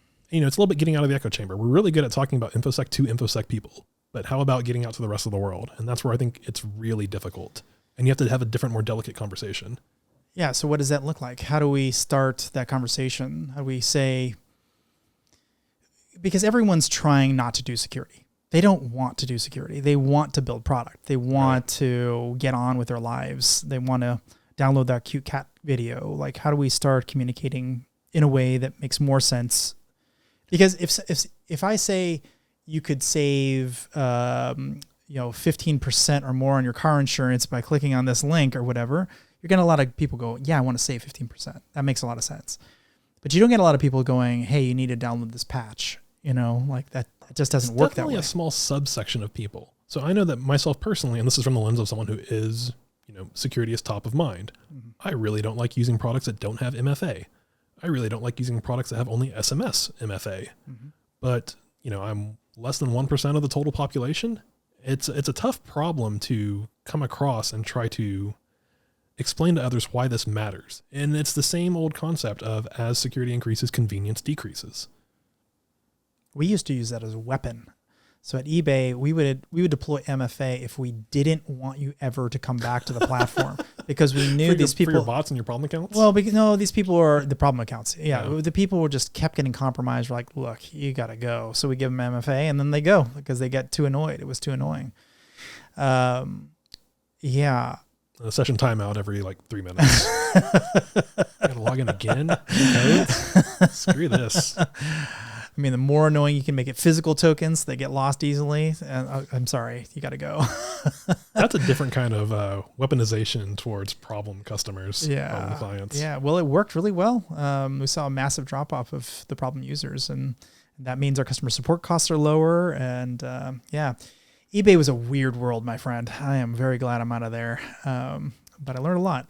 I remember an eBay vulnerability being on that top 10 web hacks. I think from 2014, there was a CSRF token that, so for the viewers who are not aware what CSRF is, it's largely eliminated today, but you still find it in a couple of applications. You're basically creating a request that you send to a targeted user and you force them to do an action that they would otherwise not do. So think about forcing someone else to change their password, but you're having them change the password to something that you know. So now you can log in with that username and that password. Well, what you could do on eBay was do a forgot password request with a known username, and then the response to that request contained a CSRF token tied to that account.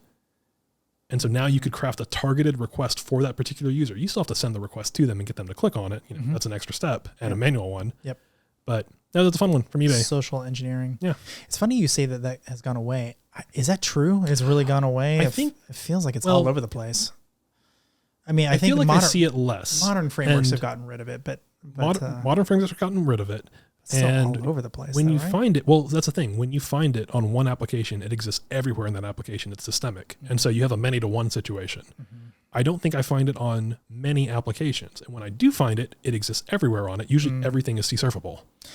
Okay, so that's another good question. Are you primarily getting brought into old applications or modern applications, like greenfield, or they've been around for a long time? It's a mix of both. Some of it's legacy, and not to mention the argument of that once things hit the prod, they're legacy. I mean, that's just the reality, right? Now. Yeah, exactly. And then they're like, oh, we're not developing that thing anymore. It's like, are you still selling it to customers? Yes. Then we have to do a security assessment on it, and there's CSRF everywhere.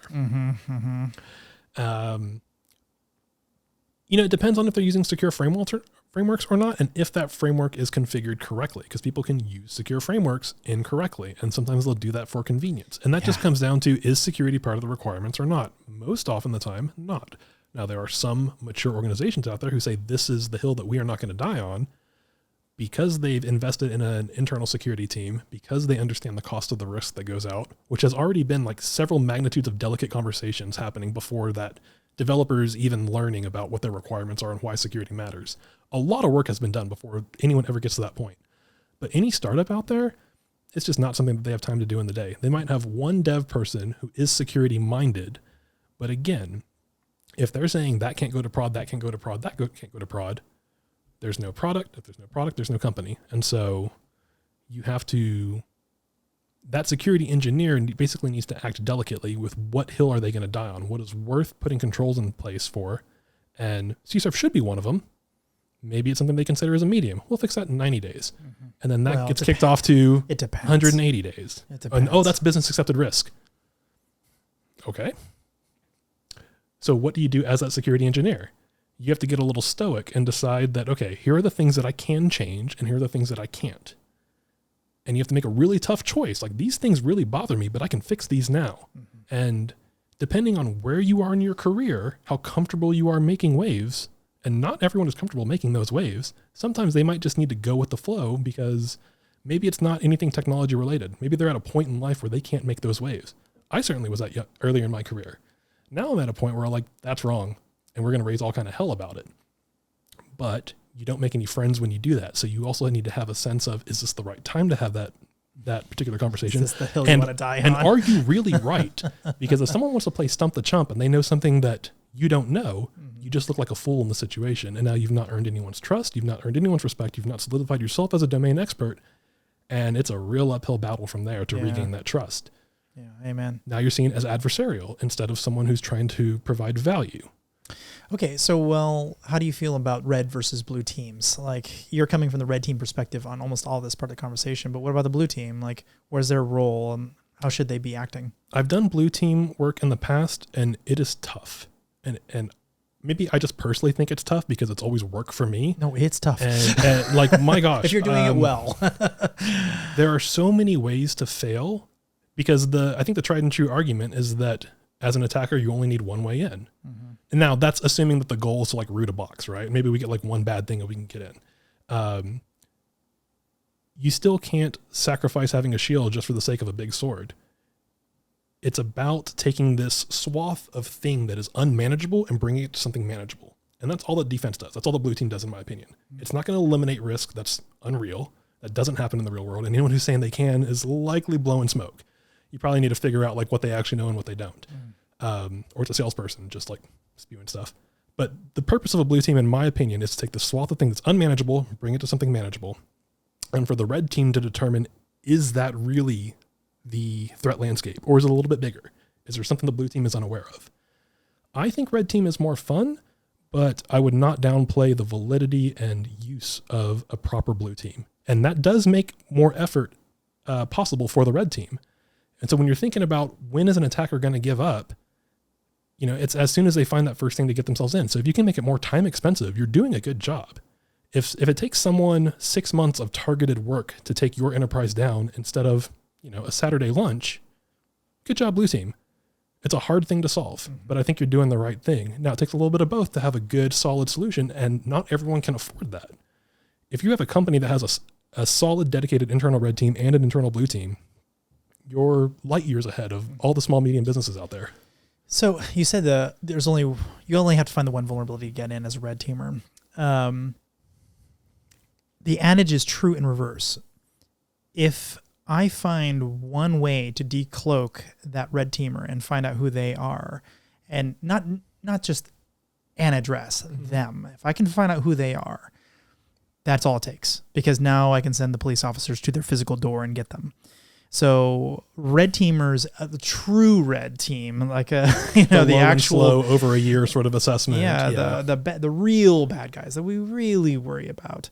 They really only have one shot at it as well, theoretically. Now, there's a lot of reasons that's not true. One of which is extradition treaties. We're kind of limited in who we can get over here.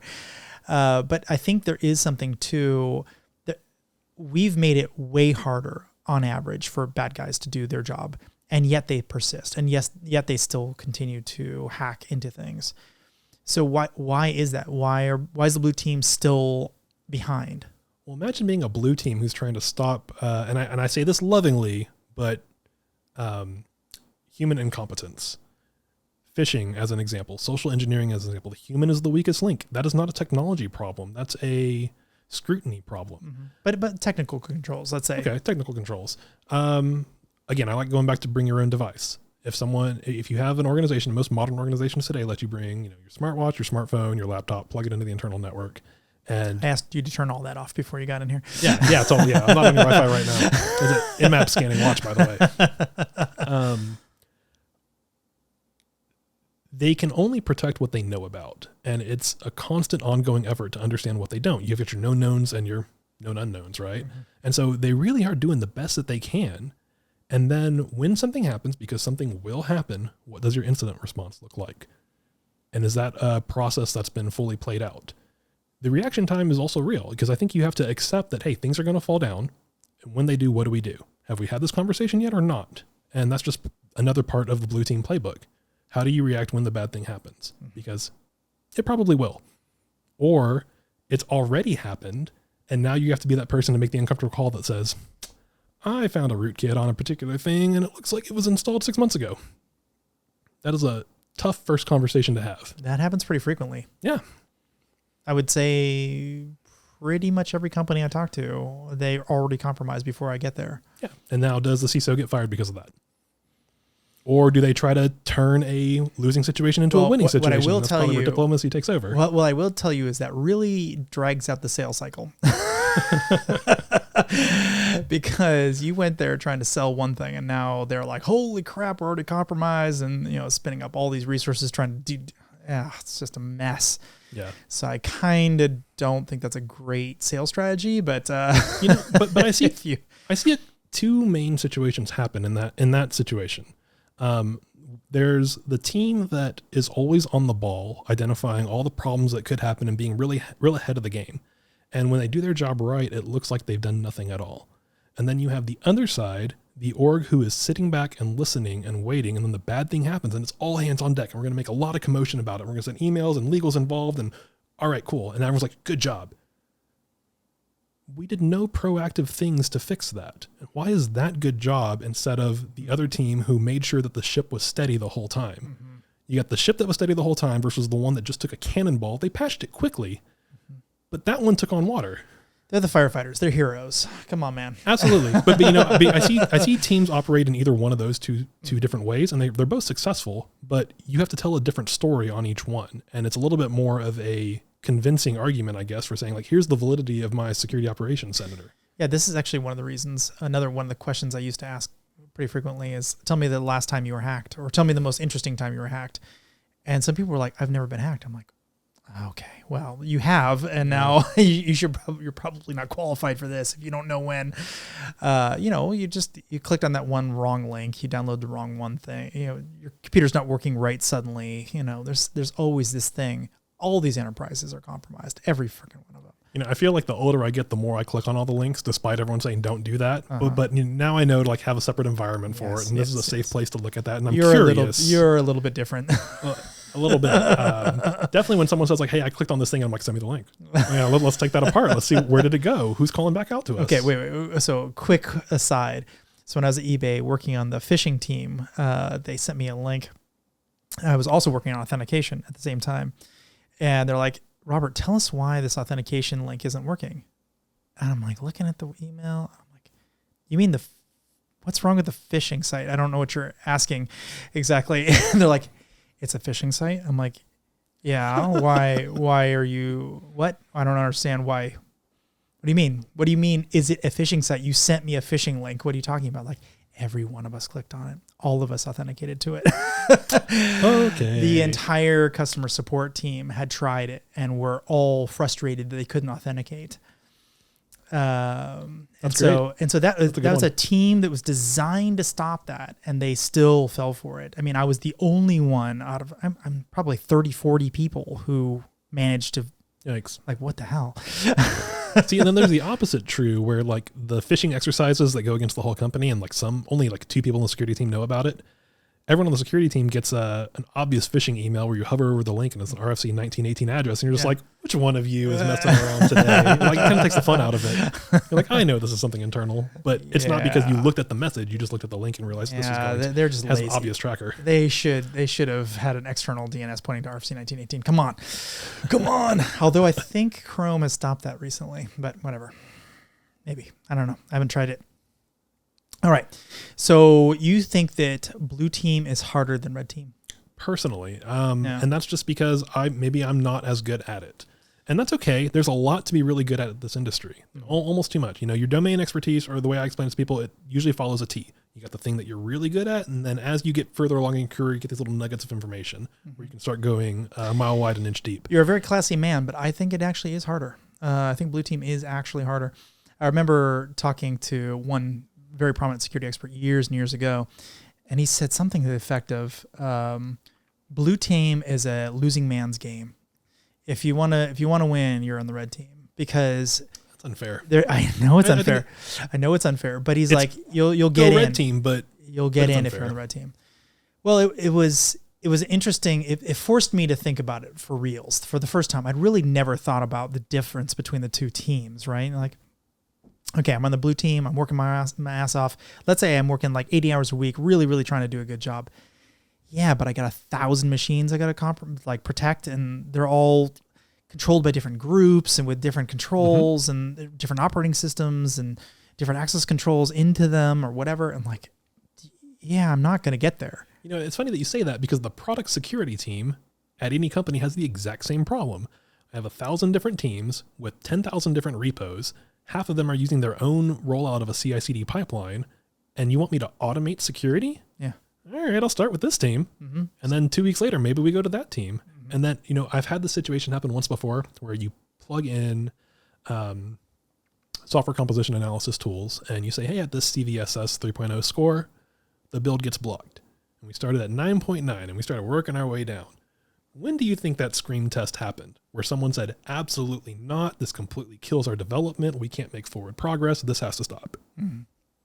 Take a guess. Where do you think that number hit? I have no idea. I thought I would get to 7.5. We got to 9.7. Wow. At 9.7, they were like, this is blocking too many things. Too many third-party things that we need to build our stuff out.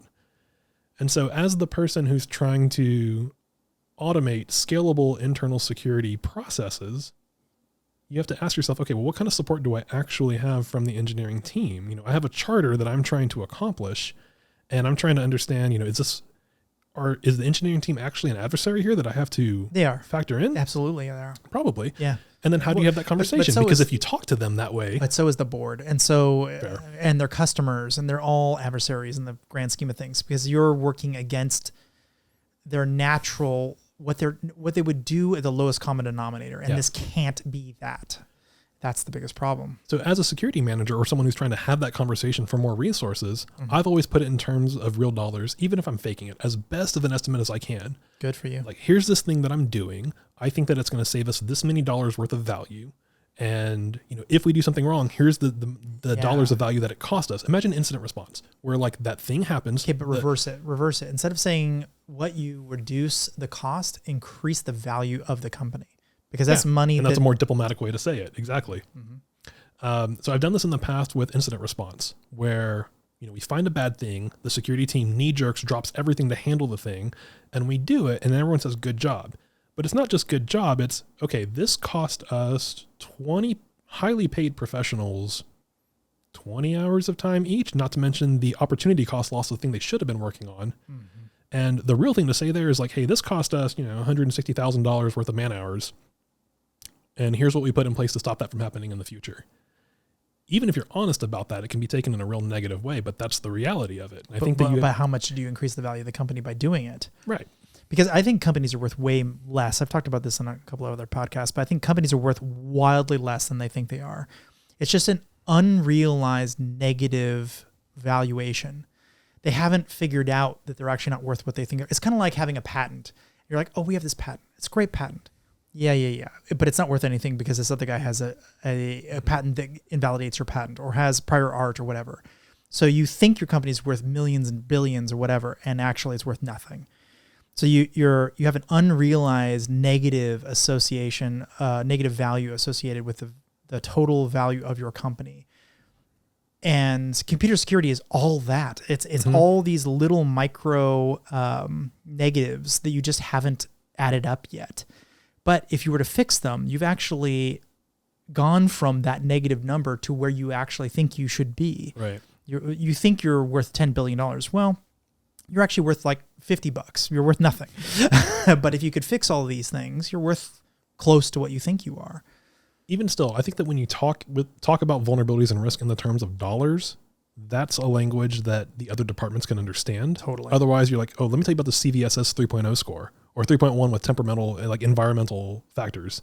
And their eyes glaze over before you said the second number. But when you can say, you know, this $10,000 pen test that I purchased, we found the equivalent of what would be $75,000 in bug bounty findings because 10 of them are SQL injections. Now you're telling the story of like, hey, this was a valuable effort for our time. And I don't think enough security people are talking about the effort that they're doing in terms of dollars, even if it's an approximation, because it doesn't translate otherwise. You're not talking to security professionals anymore. You're talking to revenue officers. You're talking about people who keep the lights on. Yeah. And do they look at the security team as an insurance center or a cost center? And that is a very philosophical and diplomatic conversation to have. And it needs to switch. If we want to be an adult industry, we have to switch. We have to change that conversation to be dollars and cents. We have to treat it as if it's a value add. Otherwise, why would you do it? There's no other reason you'd ever do it. You install a bunch of software on your computer so that something happens, so that you add value to things. You run power, that's OpEx. You have a light, that's CapEx. Like these things are all things that can be put into buckets that have negative and positive consequences associated with their ownership, let's say. And if you were to sell those things, they're worth something. They're worth something negative or positive. If I have a huge amount of operational expense, like a ton of headcount, that's worth negative amounts to my company. It's not worth very much. Maybe they're getting something else out of it, some intellectual property or whatever, but the people are worth negative, not positive, negative.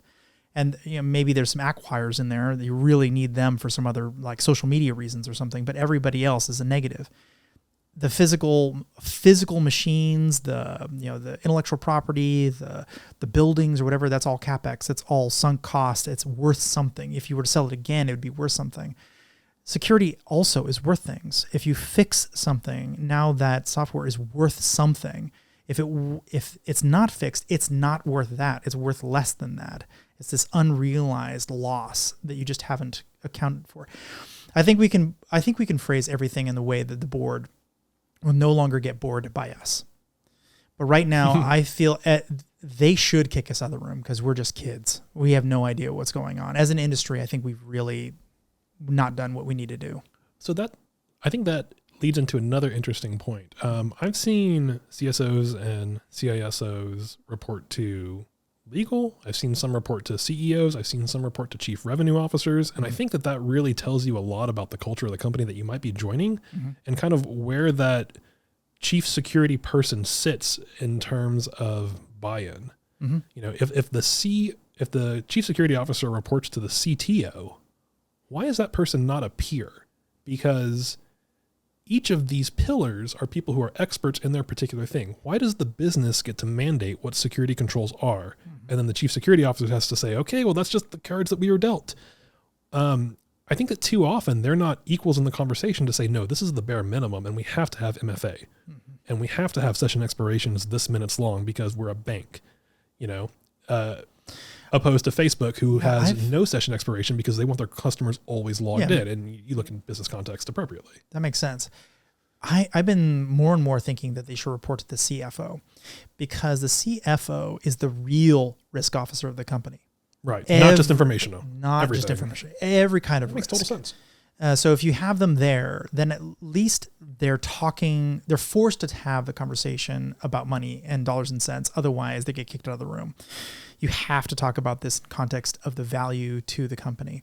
So you have the CTO over there doing, magic or whatever, but it has a P&L attached to it. So he's still reporting back to the CFO ultimately.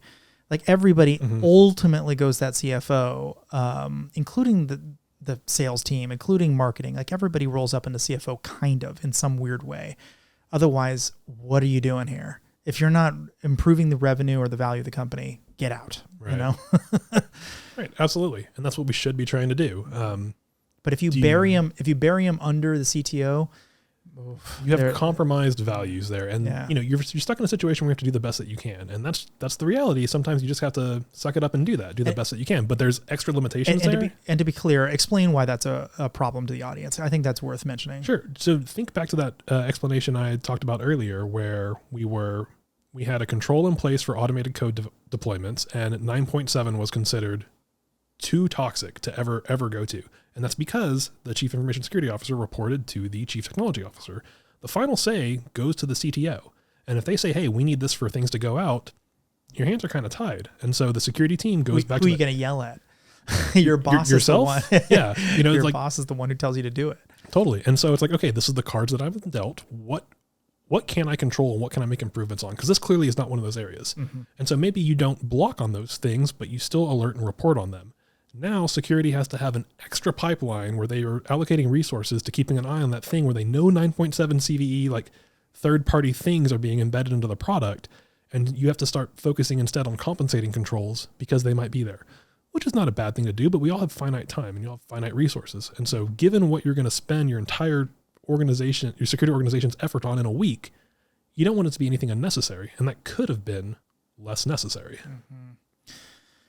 All right. So what do you think about white box versus black box testing? What do you, where do you land on this? Because I think a lot of people are kind of passionate in one dimension or another.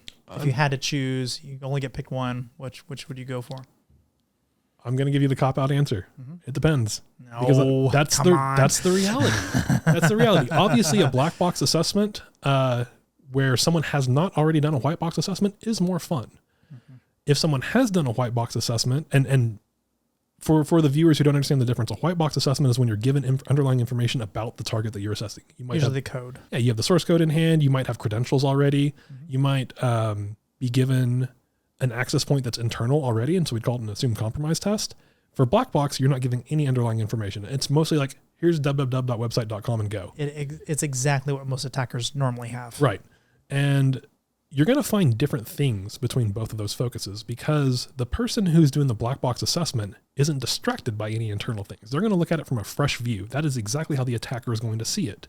So it's a little bit more of a real world scenario, but at the same time, you don't have 6 months to do the assessment. Not often. Not if you're on an internal security team. You might have 40 hours. And it's like, okay, I've got Monday through Friday and we have an all hands on Wednesday and there's a full team meeting on Thursday. And so you really only have 22 hours. And 800 emails to answer. Right. And you've got knee jerk things coming in from incident response. You have a mentor, you have someone that you're mentoring. You have 2 interns who need some guidance. So now you really have 15 hours and you do the best that you can.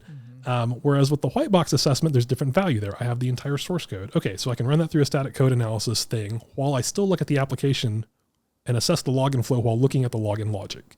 And that'll let you know really quickly, is there SQL injection there? Because I'm looking at the queries. There's no 15-minute rule. There's no I'm going to spend from Monday until Thursday on this thing thinking it's vuln when it's not really. You can look at the code and determine.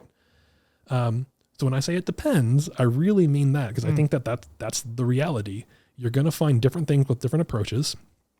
They're not often going to be the same things. There's going to be some overlap, but you have different value adds for each of the different assessments. And the white box assessment might be a little bit more time valuable because, you're given the keys to the kingdom basically. And it's just, okay, go find the risk with it. But you're not going to understand where an actual attacker on the outside really, really will look at. I like to start with black box. I just start with black box. Even if you're going to give me white box, just don't. Well, because with the black box assessment, you're going to intimately understand the application. You're going to have to go through some of the pain points of like, oh, that didn't work how I thought it was. Well, why? And through doing that, you get an intimate understanding of how it works. The white box assessment, you're going to skip that entire step and you're not going to understand any context. But if there's admin credentials, I always like to have white box at minimum with admin credentials just to see what I can force the admin to do from the admin's console's perspective. Because sometimes there's exploits that are only really visible from their perspective. And it's worth knowing, could there have been a way that from a Blackbox perspective, I could have elicited this? Or sometimes an admin will be able to click on a link that I would be able to detect if I had a remote server that was connected to it, like a link on my website or whatever. But the only way to really exercise that logic is to have access to the internal systems to see it exploited. And one thing I run into or used to run into a lot was the difference between QA and prod.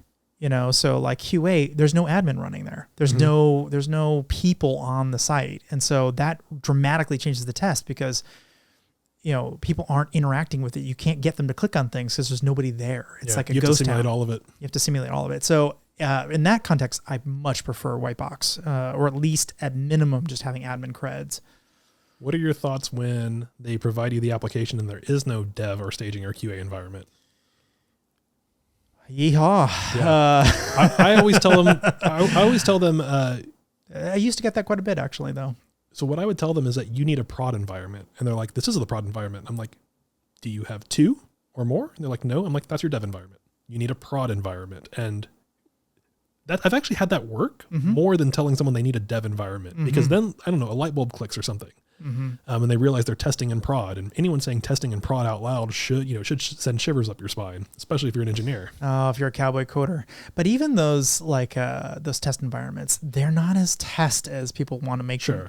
I mean, they sometimes they're tied to the same database. The physical machine is the test box, but the database is the same. Or like SMTP isn't connected, so you can't do email related things. Or they'll take a snapshot of the database, so it's still the same content. But now when you're doing bulk, whatever it's, some brute force or something, you're sending emails to hundreds of thousands of people suddenly through a test server, but it's still gutting out to the internet. And there's just all kinds of garbage like that. I did a test assessment once on a staging environment where instead of connecting to the database, they gave me simulated results. So it's like you search for something where they would expect results to come back from the database, and it just came back with your like John. But then John you're not Doe doing stuff. SQL injection. Right. You're not actually able to test that thing. And I was just like, this is a huge gap. So in the report, I put was not able to test for SQL injection. Yeah. And they're like, you didn't run the SQL injection test. I'm like, you weren't connected to the database. There's no database there. We have to see if the syntax goes through. One of the things I really like doing on a white box assessment, well, we'll say a black box assessment that I'm cheating on. And I don't see anyone else ever doing this. If I'm working at an enterprise company, I like talking to the marketing team about the application. And I say, hey, you probably don't have a heat map, but can you tell me where everyone mostly goes to? And then can you tell me where everyone mostly does not? Because if you can find if you imagine you have a website and the marketing team wants to put most of the good stuff within like 3 clicks, I believe, of the homepage. When there's minimal user interactions, it's possible to get to the juicy stuff. But if the application is big and there's a lot of stuff, there's going to be multiple layers of interactions to get to whatever might be out there. And I always like getting a shortcut by asking them, what are the areas that no one's clicking on? Like, do you have analytics that tells me 1% of users go to this spot?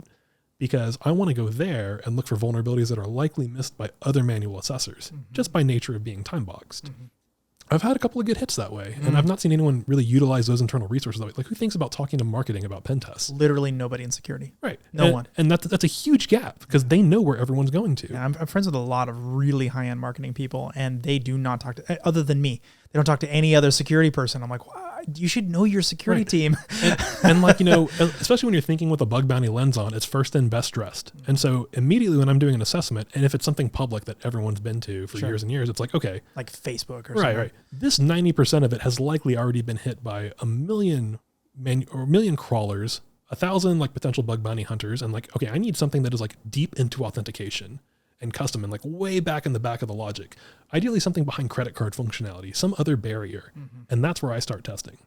Especially, even if you're doing like a new bug bounty target that's just gone live like right now, I skip past all of the unauth stuff. I go straight to the back and find as much as I can there. Because if you're doing it competition style, again, first in, best dressed. Yes. Everyone's going to run automated scanners on the unauth. Don't waste any time there. Yeah. I've definitely broken into some banks straight through the front door. Well, I'm not saying you can't. No, I know, but the thing is, a lot of those people, they'll run the automated tests and they'll just land on these home pages and they can't get past it because there's some captcha or whatever, and they're just done. Like, okay, can't get past here. But if you spend like 10 seconds looking at it, you're like, oh, this is very easily bypassed, and you can write some code, and if you know how to code, and you're past it. So I wouldn't throw the baby out with the bathwater, but I agree that is very interesting to if you can go to the end.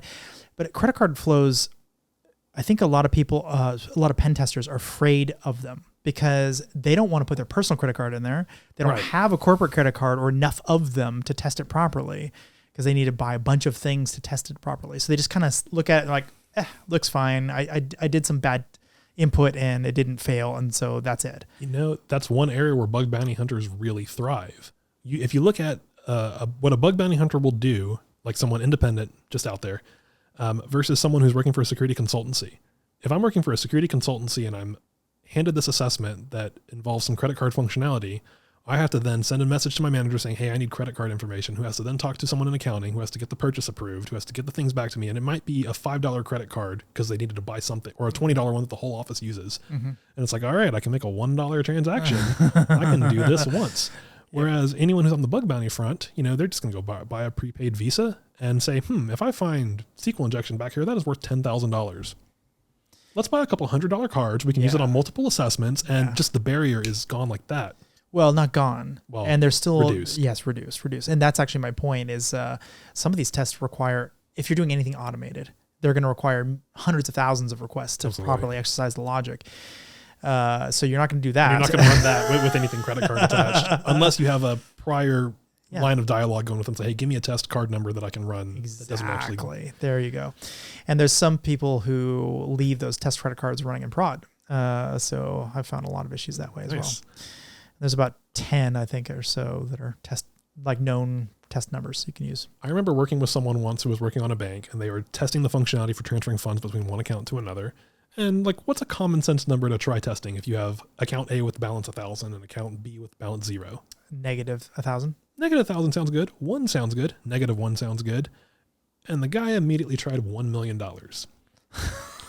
Well, there's some red flags that go off if you ever try to transfer $1 million because you're bypassing the client side validation sitting on the server, whether it's real or not. Flags go off, calls start getting made, and that was an awkward day. And I had to have a chat with that guy. I was like, so here's a good idea for a test, and here's a bad idea.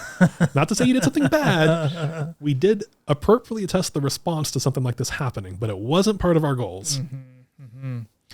All right, so everything's moving to API security. What do you think about API security?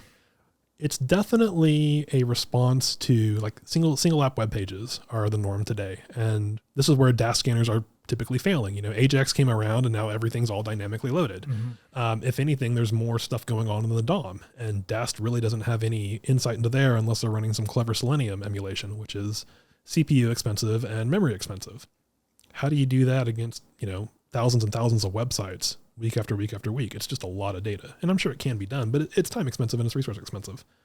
Hacking APIs at the very least, I think are no real different than web applications, provided that you know what the endpoints are. If someone says, hey, go hack my API, and it's api.website.com, and they've not given you like, we had WSDLs or Swagger files, and it's like, okay, you want me to brute force every URL path and parameter path? They do. They do want that. Yeah, and it's like, okay, I will. Are you giving me 24 hours or are you giving me a few weeks? How many threads can I run? Can I DOS this thing? I don't want to because I need to get responses back, but like, are you going to pump it with juice to where it can feed me all the bandwidth back? And then it's a really simple transactional conversation at that point. It's like, okay, let's not do any of that. Let's assume 50 milliseconds of bandwidth, which is really nice. Here's my dictionary list. Here's my parameters. Here's permutations. And here's the amount of time that I have. Did I find them or not? It's an hour conversation. There's your API test if you want to test brute force. Wow. You're going to miss a lot that way, though. Probably like a lot. Probably, but do they want to see it over the wire, or can you just role play that out? You probably can. If you're doing an internal test, and this is assuming internal. Yeah, okay. If you're external, it's like, okay, yes, I will brute force this with everyone out there. Then it comes down to how many threads that I have and how much can the website have. And if they really want to pressure me, you pump up the threads. And if you pump up the threads, the website gets slower. There's your bare minimum of amount of information that you're going to gain per second, and you only have a set amount of time. So there's a difference between internal and external APIs as well. So external would be your XML HTTP request, for instance. Sure. Internal is machine to machine. What do you think about the machine to machine version of the API requests? Are you getting asked to test those kinds of things, and how do you feel about that? Not often, but it's something that if I discover, I make sure that we try to put some effort on it because it's just as viable of a pivot point as anything else. If I'm attacking a target and I can compromise that target and that target talks to another thing, there's your clear pivot path, because all you have to do is compromise that target and listen for network requests. And if it's making things to something else, you don't even need to scan. Hey, just go test that thing. It already trusts me. And let's assume that you're trying to not get caught. Obviously, that's A+ when you see that. I've never been caught. No one ever catches this stuff. You almost have very rare.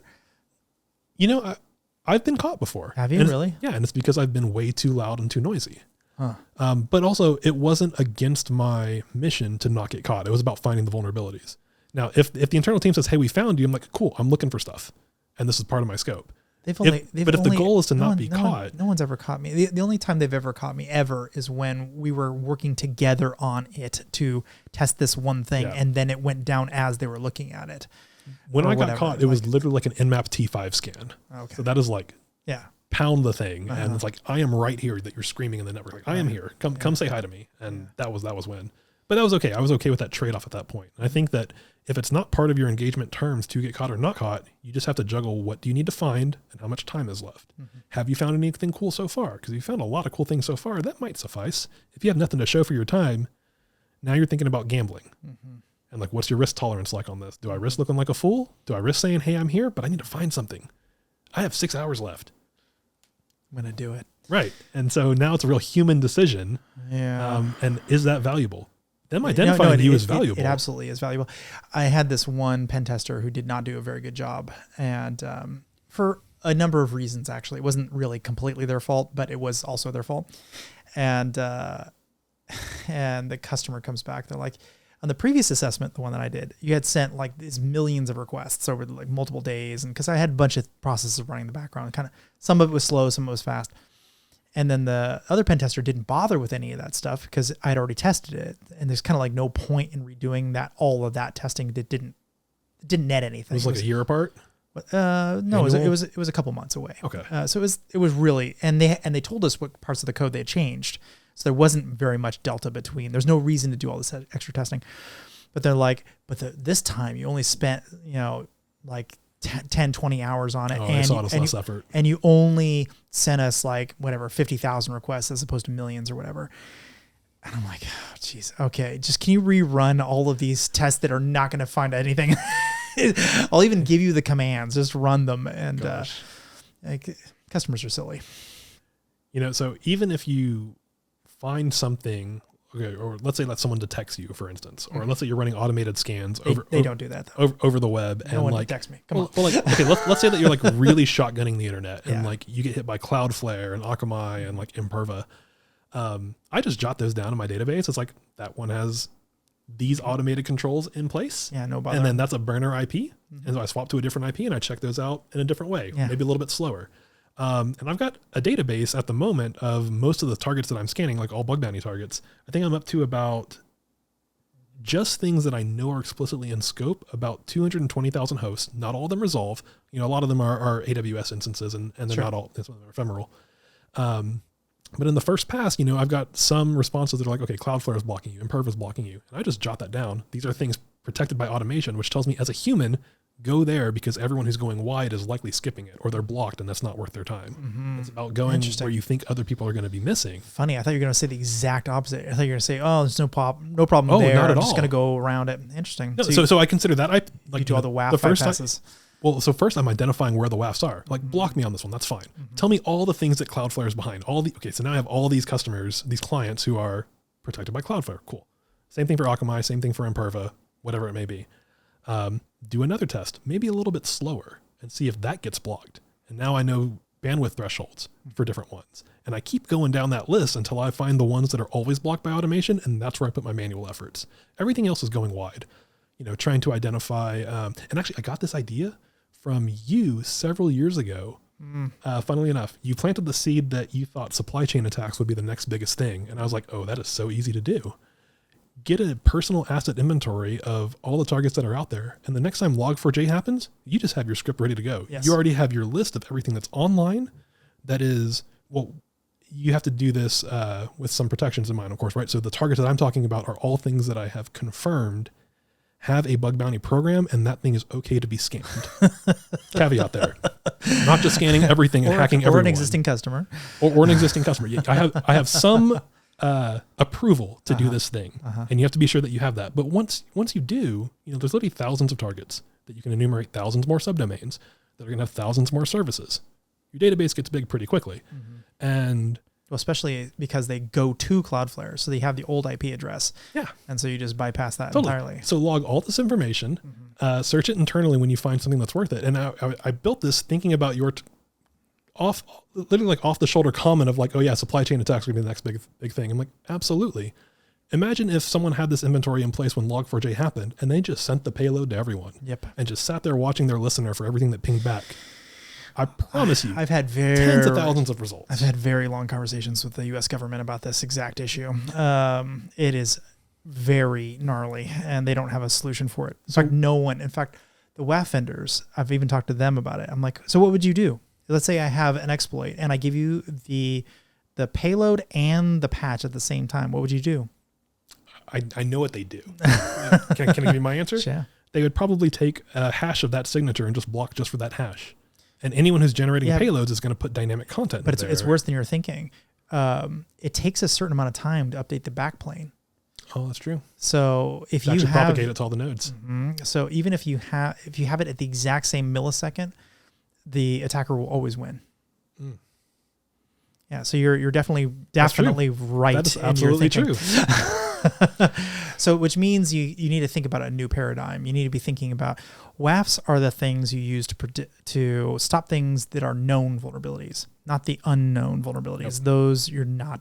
That's just not, or not the kind of unknown vulnerabilities for which you can't have a predictive type of signature. That's a whole other ballgame. One benefit that I do like to WAFs, and I'm usually pretty anti-WAF. I hate when people... Really? I think they have a lot of value. When it's used as an excuse to band-aid the problem and not fix the actual thing, and then the security people inside have to be like, okay, that thing, if the WAF ever goes down, this is a big hole.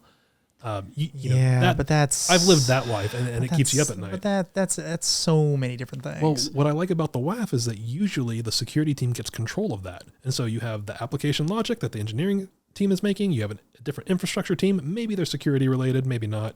But the WAF, usually the security team can say, hey, I control that thing. Mm-hmm. And so you're aware of a new payload that comes out. We block it right then and there. You're usually fairly confident that's not going to block any real customers. Usually. You still have to do some nuance and make sure that you're not going to block any, like... Yeah, these days they've gotten quite a bit better. Real ingress. Yeah. But I think that's the only thing that I'm really a fan of with that.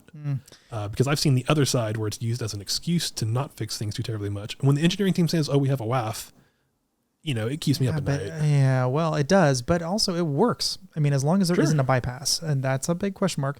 But as long as there's not a bypass, if it's like this has got to be a digit or something, and now it can't be a SQL injection or whatever, it's got to be a number. That is incredibly good, robust piece of code. You're not gonna fail on that one. It is absolutely better than nothing, but security teams still need to diversify what their defenses are. And the whole reason you diversify anything is to protect you against what you don't know. So what if they don't have a security team? Yeah. It's root city. Yeah. That's where I think WAFs really do provide value, because there's so many companies out there who can't, as you said, get the Google employee who's know an expert and a coder and can talk, and can make business cases make sense and whatever. We're talking about rarefied air to the point where I don't think they even exist anymore. I don't think guys like you and I exist anymore. I think we're a minority amongst a minority and decreasing over time. And I'm not exactly sure. There's probably a lot of confounding factors that go into that. I've got some theories, but if that's true, I don't see a lot of people who are 20 and then 30 years younger than I am who look like you and I do, in the sense where they're talking in this way. I see them still thinking about cross-site scripting or still thinking about SQL injection, but not talking about it in the business context. And then definitely not knowing how to code or knowing how to do the, like how to manually connect to a port or, manually configure something like that. I think that's kind of going away, which means we need some kind of automation. I certainly see when you are dead and gone and I am dead and gone, who's going to take our place? That's very concerning to me, because I don't see 20 years, 30 years younger. There's some. I'm not saying they don't exist, but not like when you and I were coming up. They're going to be dealing with quantum internet, and it's not going to be a problem. It'll all be solved. Solved and broken at the same time. One of the things that I do see in this space, at least as far as like newer people coming in, I feel like, the pyramid of what security talent is insanely bloated at the bottom. Mm-hmm. Not to say there's anything bad there, but I feel like there's I think there is something bad about that. Majority of people here who are like, they're still in that intro phase, and either the industry has kept them there, or they're working at jobs who say you need 10 years of experience for this technology that's only been out for 5 years. And like, they're not really getting a chance to up level, or they don't have the right people to ask questions to. That's the one. And that's it right there. I'm fortunate enough to know you. How many people can I've called you to say, hey, should I take this job? Yeah. And yeah, that is one, I was lucky to be in the right place at the right time. And two, not everyone has that kind of mentorship. I try to go out of my way to like be overly friendly with anyone junior just to pay that forward. And when you're talking about like as you the user eyes, that's awesome. That is our responsibility in this place. But what I'm seeing is guys like us move to entrepreneurship. We become directors, we become vice presidents, we start our own thing. We move out of the industry, we retire. I mean, when I started, there was 4 people doing what I was doing. Luda Yu, Umbrella.name, Michael Zalewski, and me. We don't know what happened the first 2. They kind of disappeared, probably went to the Chinese military. And Michael Zalewski just decided he was done. He's quit. So I'm it, which means there is nobody older than I am doing what I'm doing. No one. There's no one who's been doing this longer than I am now. No one. And so if you extrapolate 20 years from now, I'm retired, sitting on the beach somewhere, enjoying my life or whatever I'm doing. Probably not that, but you know what I mean? Probably still like, I can still go. You're port scanning satellites at that beach. That's long ago happened. But I get some funny stories. But when I'm long out of this industry and now you're it, how many people are behind you who have that level of skill? I think what's happening is they're getting promoted very quickly. They're moving into these very senior roles, and now they're training people, but they didn't ever have your training. They never came up with your level of expertise and where they were in the trenches for years. And that's what worries me. You know, I want to be a little humble here. When we were talking about like, you know, going back and like, you know, I was an early manager at White Hat. I was probably an IC for, I guess, just 2 years before I was sent to Belfast, where I built an entire TRC. You built a huge team. Right. But yes, you're so humble. I was put there because I was a good hacker. Yeah. Not because I was a good manager, not because I was a tested good leader. And those are completely different muscles to flex. And when I think about well, come on now. Well, really, when I reflect on it. I disagree with my friend. If you had just been a good hacker, they would not have put you in that role. They knew that you knew how to speak to clients, you knew how to speak to other employees and empower people and train them. They had a lot of confidence in you. And I know that because I was on the other side of the conversation. I appreciate that. Even so, I think that any one of us in this sort of space needs to be able to reflect on who we were and, you know, what would you do differently? I'm embarrassed about the decisions that I made back then. I would make completely different ones today. I'm fortunate to have 8 more years of experience in the space, and I've had the opportunity to make some mistakes leading some people. Okay, well, what kind of regrets do you have? I had one person. Okay, so the biggest regret that I have is like the lesson I'm most happy to have learned that I never want to make again. I lost a high contributing employee because I was focusing on the problem people. And this person, you know, rock star sort of engineer, always had their head on straight, was doing really cool things. And when I had time to put effort towards someone, I was like, that person has their stuff solved. I'm going to work on these people who are problem people who need to be helped or made better or have a problem solution, whatever that may be. Mm-hmm. And the one who put in their 2 weeks notice was my rock star, because that person wasn't feeling valued or getting attention or being up-leveled or being supported to grow. These prima donnas. Well, I mean, at the same time, I was sad I lost that person. And I was shocked that that was the person that I lost and not my problem people. Very expensive mistake to make. I'm glad that I made it once and I was able to learn from that. But I hope that anyone who's put in a responsibility of being a leader is able to recognize that. Yeah, I don't want you to be overly humble, because I think you are one of the few hackers who can actually talk to people. So many of them are code specific or really focused on what they're working on, and they can't pick their head up and look around and see, oh, there's probably some business people I need to talk to, or some salespeople who could probably use some training. No, really, it's not a minor difference between you and the average person who might just be averagely good at computers, or, you know, figure it out and kind of work in the mines until they figure it out. And as a result, it needs people like you. You have to be the next group of people, the next cohort beneath me. Like I was called level 1 or whatever, you know, whatever level I was at. You're level 2. You need to do the next thing for the next group of people. And if it isn't you, it's not going to be me. I'm not the one training them. So it has to be you. It has to, or someone just like you. I am putting that entire paragraph on a shirt and I'm wearing it to DEF CON in 3 weeks. Thank you. That is wildly generous. It has to be you. It has to be. And point well received. Who else would it be? Like, I mean, name me somebody else with, you got tons of bona fides, both in the technical red teaming side and blue teaming, and you can speak to people and you run a company. I mean, these are not minor hurdles to have overcome. I do have a name that I would throw out there, and this is a person that I really respect, someone that I look up to. Life has kind of taken us different ways. I actually met the guy by doing a CTF and just happened, you know, he sat down next to me in the hallway and we're like sitting with our backs against the wall while other people are walking in front of us. A guy named Jason Haddix. Mm-hmm. Oh yeah. Jaddix is one of my favorite people in the world. I love watching where his career has gone to. Him and I don't typically talk too terribly much anymore, but also I think is in the same sort of area of influence. I completely agree. People look up to him and it's one of the brighter stars to follow. But the fact that you have to think of a person's name, and you can't go like, oh, there's like 50 people immediately off the top of my head, and oh, there's another 50. Well, and there's another 50. There might be. Maybe I'm not the social butterfly who knows it. No. I'm getting back into the space of who's who in InfoSec in a sense. I've been out for a little bit. I think I might be right. There might be just 50 and another 50 and another 50. It's not going to be 10,000 or 100,000. Because the problem is, I think people are saying you're going to hire your way out of this problem, and I just don't see it. I definitely don't see that either. I don't see it, which means it has to be automation.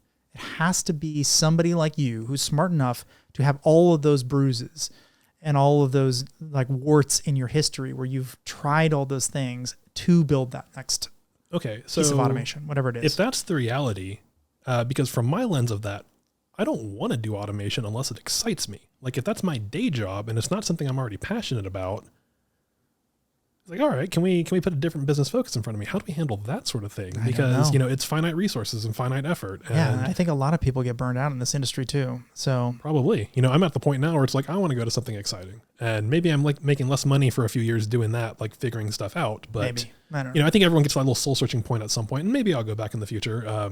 You live and you learn what's missing from the industry. And that's actually one of the reasons why I tell anyone who looks up to me as a mentor, if I can call myself that, of course you are. Come on. To constantly be interviewing, even if you're happy at your current space. I love how humble you are, but come on, man. Well, thank you. You've inspired a lot of people. I know that. They've told me that. I appreciate that. I always tell people who I'm working with to constantly be interviewing at other companies, even if they're happy with their current gig, because in your current gig, you're going to be very siloed into what y'all's problems are and not where the rest of the industry is going.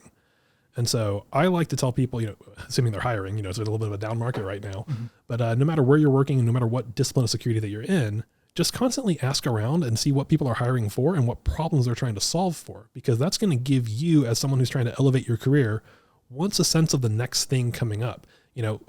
4 years ago, maybe 3 years ago, it was probably all about like, we need a security engineer who can deploy Kubernetes. And if you're not someone who's like really versed in Docker or really versed in containers, you might not know that's the next big thing coming out. And I say this because I was someone who slept on cloud security. When AWS was taking over and GCP was coming up, I just didn't go out and learn that. I was like, that's not going to be a big thing. Oof. That was a mistake to make. Yes, and then 5 years later, everyone I'm working with knows a whole lot about AWS. And I'm just like, do I really have to go back to the foundations, like back to basics on it? And so I did, and it was painful. And I think everyone kind of gets that wake up call once in a while where it's like, if I don't stay on top of this game, the people who are just graduating from college are going to be right there. GitHub was the same thing. When I graduated with my CS degree, we were using SVN. There was no GitHub back then. Oh, I was using ClearCase even before that. Right. And so, GitHub comes out. But I worked with the guy who wrote ClearCase. So that it's a little bit of a difference. But GitHub comes out, students start graduating, knowing how to do PRs and repo management and all that sort of stuff. And if you're in industry and you have one job that's doing one thing and you don't know how to do that, you have to find time to learn it. And in security, that never stops. You're always learning something new. And the day job is sometimes... Or you're losing. You're losing ground. Do you know how to do a Ruby code review? No, you're doing one on Monday. And so guess what you're doing all weekend?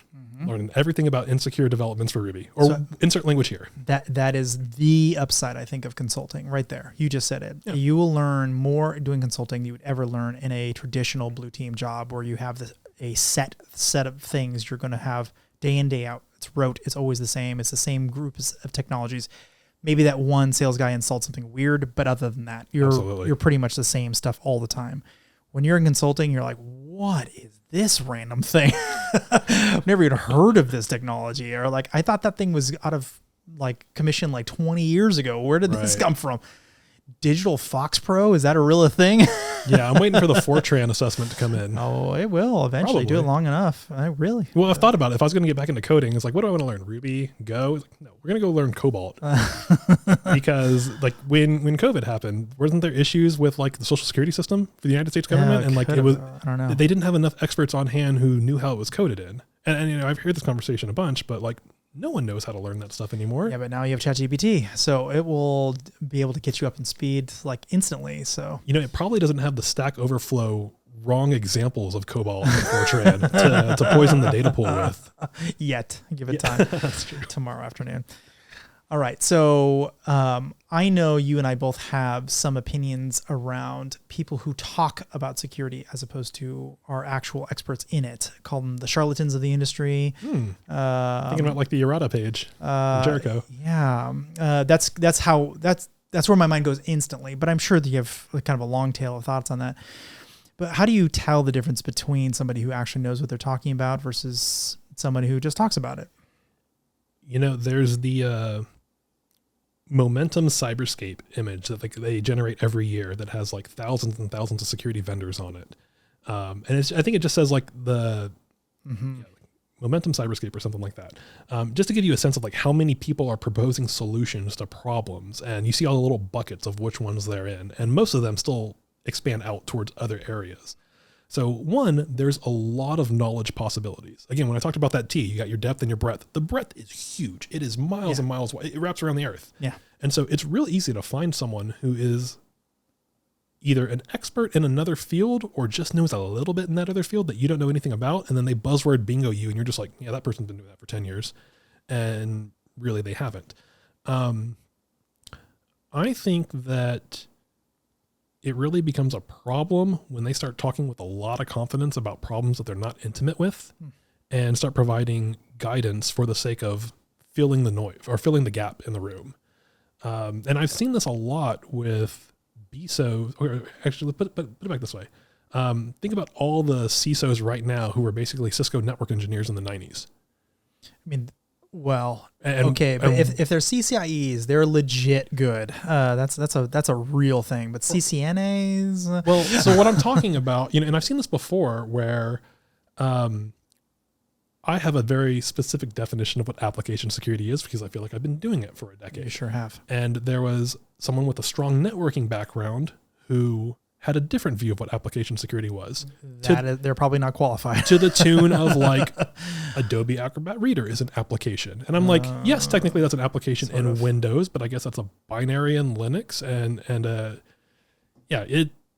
It's not a web application. It's a different application, but they didn't understand the terminology the same way.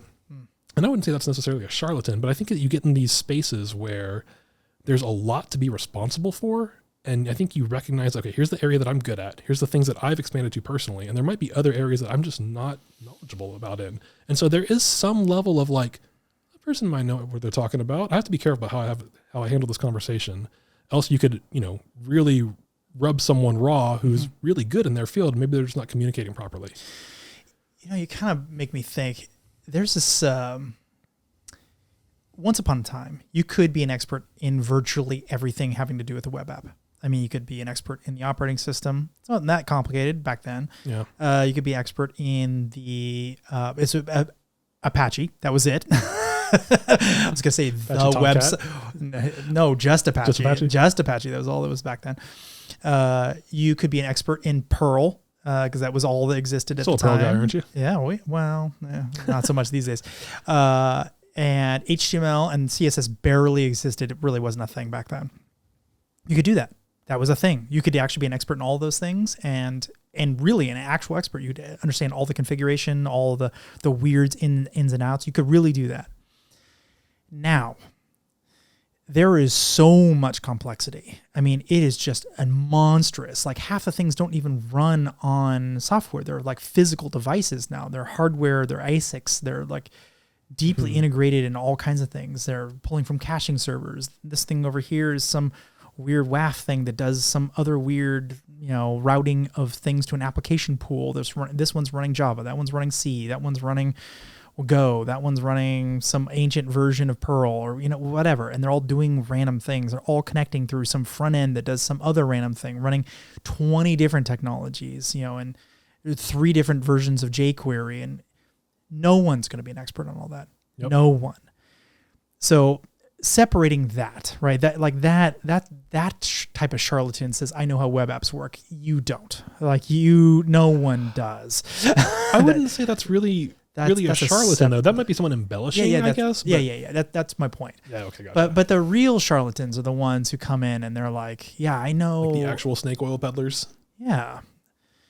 I mean, I don't know how much you've run into them. It's kind of an occasional thing for me, but... For me, it's more about being warned that they're there. And so, I see this the most when I go to RSA. And there's some good tech talks there, and there's others who are just spewing buzzword after buzzword after buzzword, and none of it makes sense together. I think the biggest thing that gets me is when someone says oh yeah, I'm very excited about cyber. And I'm like, cyber what? Cybersecurity, cyber crime, cyber espionage, cyberpunk? It's like when someone says telling you about their fetish, man. Yeah, well, it's like when someone says oh, what do you do? It's I do computers. Yeah. IT, software development. Do you play games? Do you build them? It's that's the biggest tell for me. Actually, it's like, okay, maybe you want to be in the industry and you like kind of need to learn what area you want to go in, or they like, want to get out, or that. But like when I hear the cyber, I'm just like, all right, who said that? And to what degree do you want to talk about cyber? I like the information superhighway myself. That's my go-to. No, I don't even know how to describe what I do anymore. I don't know. I mean, how do you say how would you say what you do? Well, what I say that I do, it depends on who I'm talking to, right? Sure, some random, someone at a bus stop. Yeah. It's computer security. Okay. Just computer security, and if they want to know more, I'll tell them about it. But I'm not the first person to be like, oh, I'm a hacker. Like, look at me, hacker. I'm wearing the shirt that says hacker. That's what I like to do. That's my favorite part of the job. But I'll just say computer security. Mm-hmm. And if they want to know more, I'll be very excited to tell them in what area and where it's valuable, and maybe try to connect that with something that's part of their actual life, depending on if they go further into it. And if they say, hey, I want to do that, and I'm like, have you heard of bug bounties? Have you heard about... But you're actually an entrepreneur, if you think about it. That's another way you could have answered the question. I'm an entrepreneur. And I guess some of that comes down to what what I connect my personality with, like identity wise. Sure, like sometimes what we do isn't who we are, but I've always had that kind of like curious mindset about, okay, how can I take this thing and misuse it? And that's very like core to my nature. And that was me before I fell into this industry. My father was a mechanic, so I grew up in the garage, literally like taking things apart with wrenches, putting it back together, seeing what I can make. That'll help your EE stuff right there. It's funny that you say that. When I talked about like the 7 years of computer science, it was actually 4 years of CS, not passing in 4 years. I switched to electrical engineering for 3, and then I went back and just like finished off the CS. Mm-hmm. So I got a little bit of both there. But yeah, no, I think I've always had the right mentality for it before knowing that there was even an industry around this. And so when I came into it, I was like, oh, this just fits. This is great. Finally found the spot where I belong, and then I just ate it up. Mm-hmm. Is it a cultural thing or is it the technical? Do you like the people and do you like the technology? Well, I've never really felt like the most technical person. Even still, I'm looking for like the adult in the room. And like, I'm sitting across from you, so like we're squared. But like, imposter syndrome is a real thing. And I still face it to this day. I think a lot of people do. The culture makes it easier because I feel like I get along with people, especially since like being nerdy is really out of the closet these days. Growing up, like I was a closet gamer. I would never tell anyone that I played video games. My brother's one of the biggest Twitch streamers in a different game. And so it's really nice that we can kind of like have those discussions out openly. It's just like, yeah, this is like the level of nerd that I am. And if you don't like it, I don't care. Like, I feel like that was a little bit harder back in the day. At least for me, it was personally, or, you'd feel embarrassed or not cool. And something about the culture, I think in the InfoSec community really makes that acceptable and easier to talk about. And it's one of the main reasons I love DEF CON. Sure, it's a little bit of a caricature of what it was maybe 20 years ago. We're at, like, what's the number at this one coming out? I have no idea. Yeah, I don't even know anymore. I know where my badges stopped because I stopped going when COVID happened. But this is going to be the first one I've been back in 4 years. It's going to be something close to 30. I don't know what the real number is, though. So all it is for me is like as a reason to see all my old friends who have gone to different areas of the country and now come back for this one 25, thing. Maybe? Yeah. Jeez, I wish I knew the answer to that. But like it's so unimportant what that number is. It's more about what it means. And it's like, okay, I get to be around a culture that I think is kind of fun, people who are exciting, another subset of people who are really interested in the same technology that I'm in, and let's just see what happens. The coolest conversations happen in the hallways. And I think that's when you really like kind of connect with folks and you're like, all right, this level of nerdy, I kind of like that. And it's nice to feel supported. You get this one awesome week of getting curious together, and then you take that back home. Yeah. That's my view on it. No. I love that you still have that magic in you. I felt like that changed a little bit, probably about 10-ish years back. I've heard that from people. It's still new and bright to me. No, but specifically at DEF CON, not in general. Like I still feel like there's people like you who still got the magic, right? That's why I like hanging out with you. I like seeing that. That's what you make out of it. But like I would go to these conferences, DEF CON in particular, since you mentioned it, and I would try to talk to people. Like I like really try to talk to them. In fact, I was talking about something, and I actually messaged Jeff, or I forget how this happened, but I basically said like I have this very specific thing I want to talk about. Anyone want to talk about web app sec, come to this place. And DEF CON, the conference, retweeted it. Like, go to this place if you want to talk to Arsnake about this thing. Not a single person showed up. Are you kidding me? I must not have saw this week. Well, I think it's a mix of people being too busy and having other things going on, et cetera, or just not really being that interested in security and wanting to do the social aspects of it. So what year was that? Oh, I don't know. You'd have to go back. I don't know. Probably 10 years ago. The harder just to remember, the better. Because I think now it's like, what, 40, 50,000 people? Mm-hmm. Like, I hope I can see most of my friends. I might spend more time standing in line and just like shuffling past strangers. Mm-hmm. When I go now, I like to hole up wherever like the fun CTF is. Mm-hmm. And then, I do a quick scan of the room, go back to what I'm doing. An hour later, I look around again. If anyone else hasn't moved, I go sit at that table. Mm-hmm. And like, those are the kind of people that I want to chat with. Right. Yeah. They're still there. They're still passionate. Yeah. Like, how else do you find the people who are like really doing the stuff? Mm-hmm. There's so many people there. Like, you're lucky if you get a chance to, find your friends again. That's interesting. I like that tactic. I've found myself also being on the edge of rooms, kind of trying to find people I know who are doing interesting things. Like when Dan Kaminsky was still alive, for instance, I'm like, oh, there we go. Someone I can talk to about, some deep DNS stuff, or, I see Robert Lee. I'm like, okay, some deep TCP/IP stuff, like, like someone who's an actual expert, or Robert Graham or somebody like, woof, like I know I'm going to, that's like all trailblazers. 5 hours of my life. I'm looking at him right in the face. And that's a solid crew to be around too. Here we go. Now, so from my perspective, it's like, okay, I'm not someone who's pioneered in the same ways that you guys have. I've read everything that y'all have done, and I'm a person who executes pretty strongly in those areas. There was one time where I found something unique, and I was like, oh man, I got it. Like my first like full vulnerability class. And it was just cross-site tracing, but I found it on my own, and I started like Googling for it, and I couldn't find anything. And then sure enough, there's an article from Jeremiah Grossman in 2005. And I'm just like, I thought I finally had like a concept. Mick Klein was my version of that. Mick Klein found everything before everyone else found it. It's like, why is this guy's always this another thing? Like you find some ancient article he'd written. And so what I find there are other people who are also in the weeds with me, just trying to get better at what you do. And, like you said, you find a discipline, you start going deep into that. And like one of the things that I don't do particularly well is like malware reverse engineering.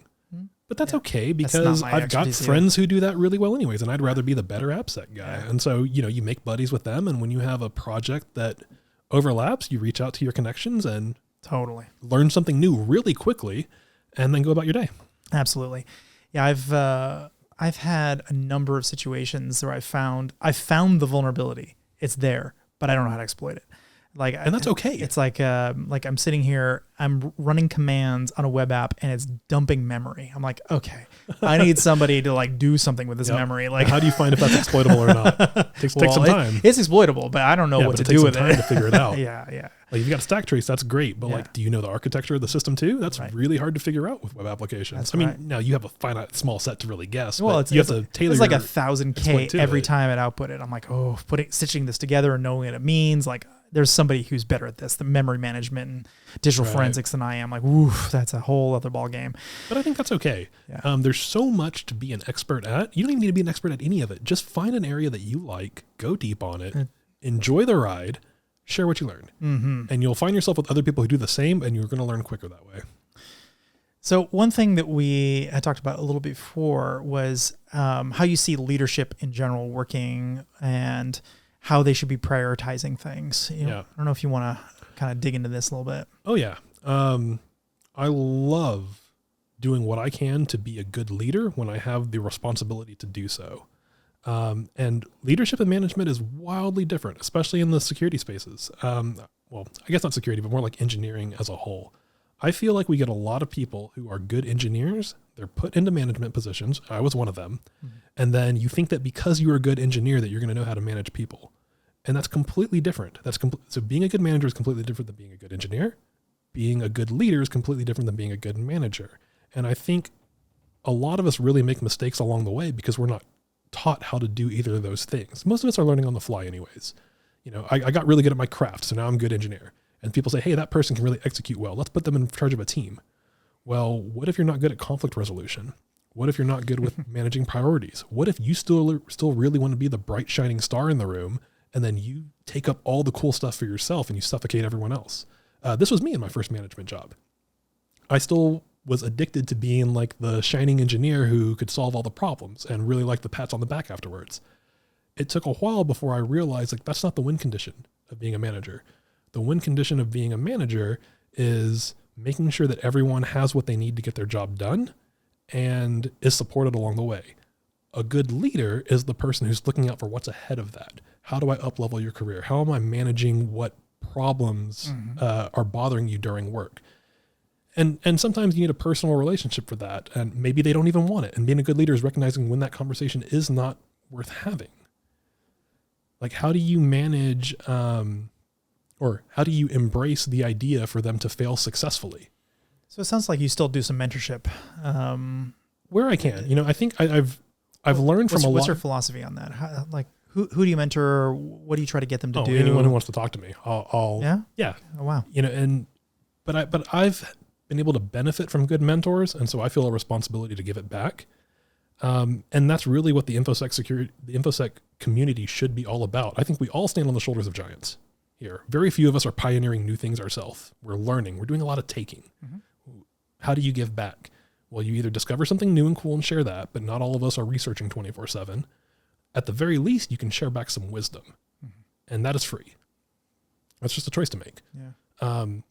I see this a lot with people who I'm just talking with on Twitter, and like my Twitter account is mostly InfoSec related, but you'll see a lot of folks making just real boneheaded statements about, why developers can't fix this easy thing. And it's like, you just don't have that person to tell you how hard it is, or you've not tried it yourself yet. And that's, we were all young at one point. We were all, I'm going to yank that network cable out of the wall so the thing's not vuln anymore. Do you have a job the next day? Maybe not. Maybe that wasn't the right card to play.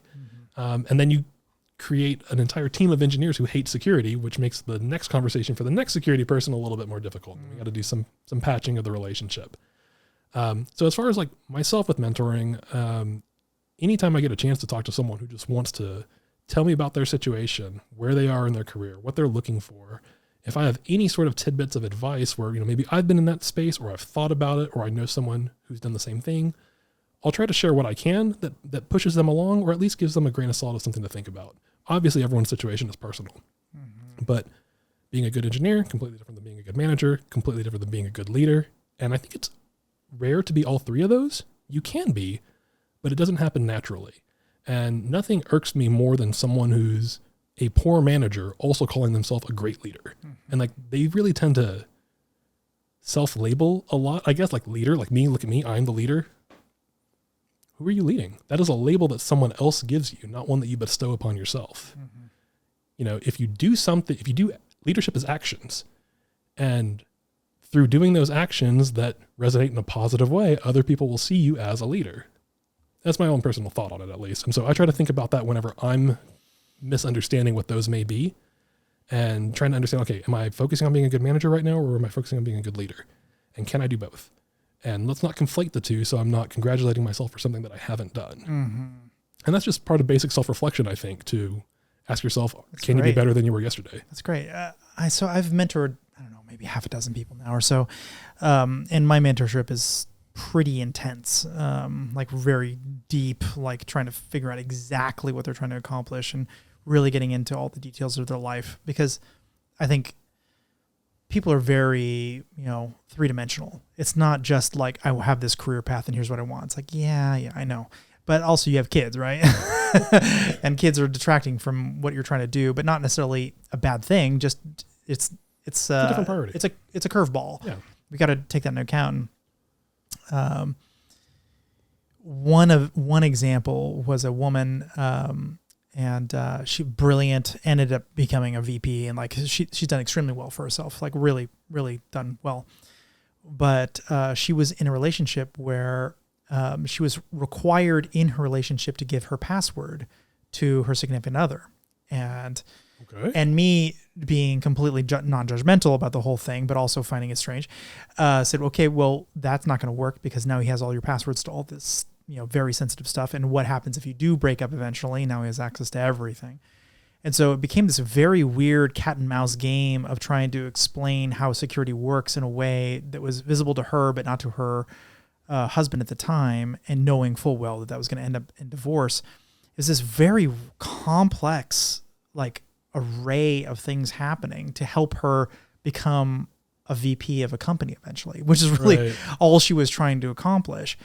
Indeed, that did end up in divorce, although I would never trying to make that happen. It was just obvious that we're not happy. My brain immediately goes to how it's like, okay, you can have my passwords. You don't have my MFA. Yeah. I mean, it takes both, right? You know what you know and what you have. Yes, except for he wanted her cell phone username or password. And Okay, all we'll try to get around the no. Add the iris biometrics. No, I know that is kind of how it ended up going. You know, right? So here's better ways to have security in a way that's like it's now something you have as opposed to something that he might be able to log in remotely or whatever. It's a very, very, very complicated conversation. Took months and months of back and forth to get to the point where we had secure comms, even like just able to communicate at all in a way that, let's say I had something actually sensitive to give her. Not that I ever did, but you know what I mean? Like if there was like a bank account number that she had to have and no one else had it, it would be impossible to give it to her up to that point. I don't think that most people are prepared for that level of mentorship. I mean, that was months and months and months of very hard work to get her to the point where she was even capable of having a secure communication. It almost seems like a fairly unique situation too. No, it is. And like it is. Everyone's personal life is obviously complex and different and unique. Absolutely is. And so, you know, you did the best with what you could. And I bet that was like a lot of problem solving along the way. It's like, all right, well, what are we going to do here? And like, you really have to have your own come to Jesus moment with it. But it was a useful thing for me to realize, I don't really want to do this a whole lot more times.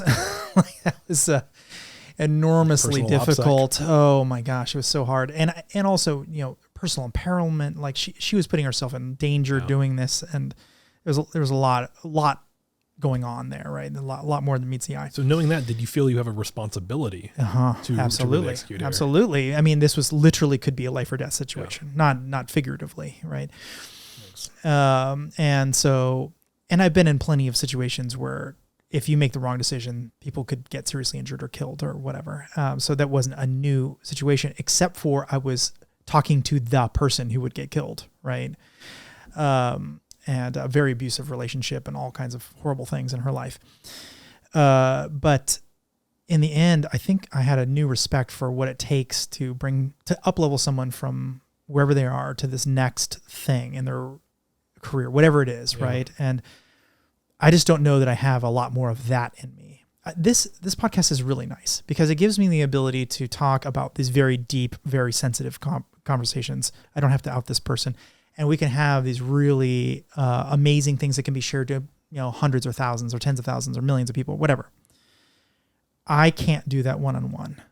So how do we get you to scale? That's my biggest problem.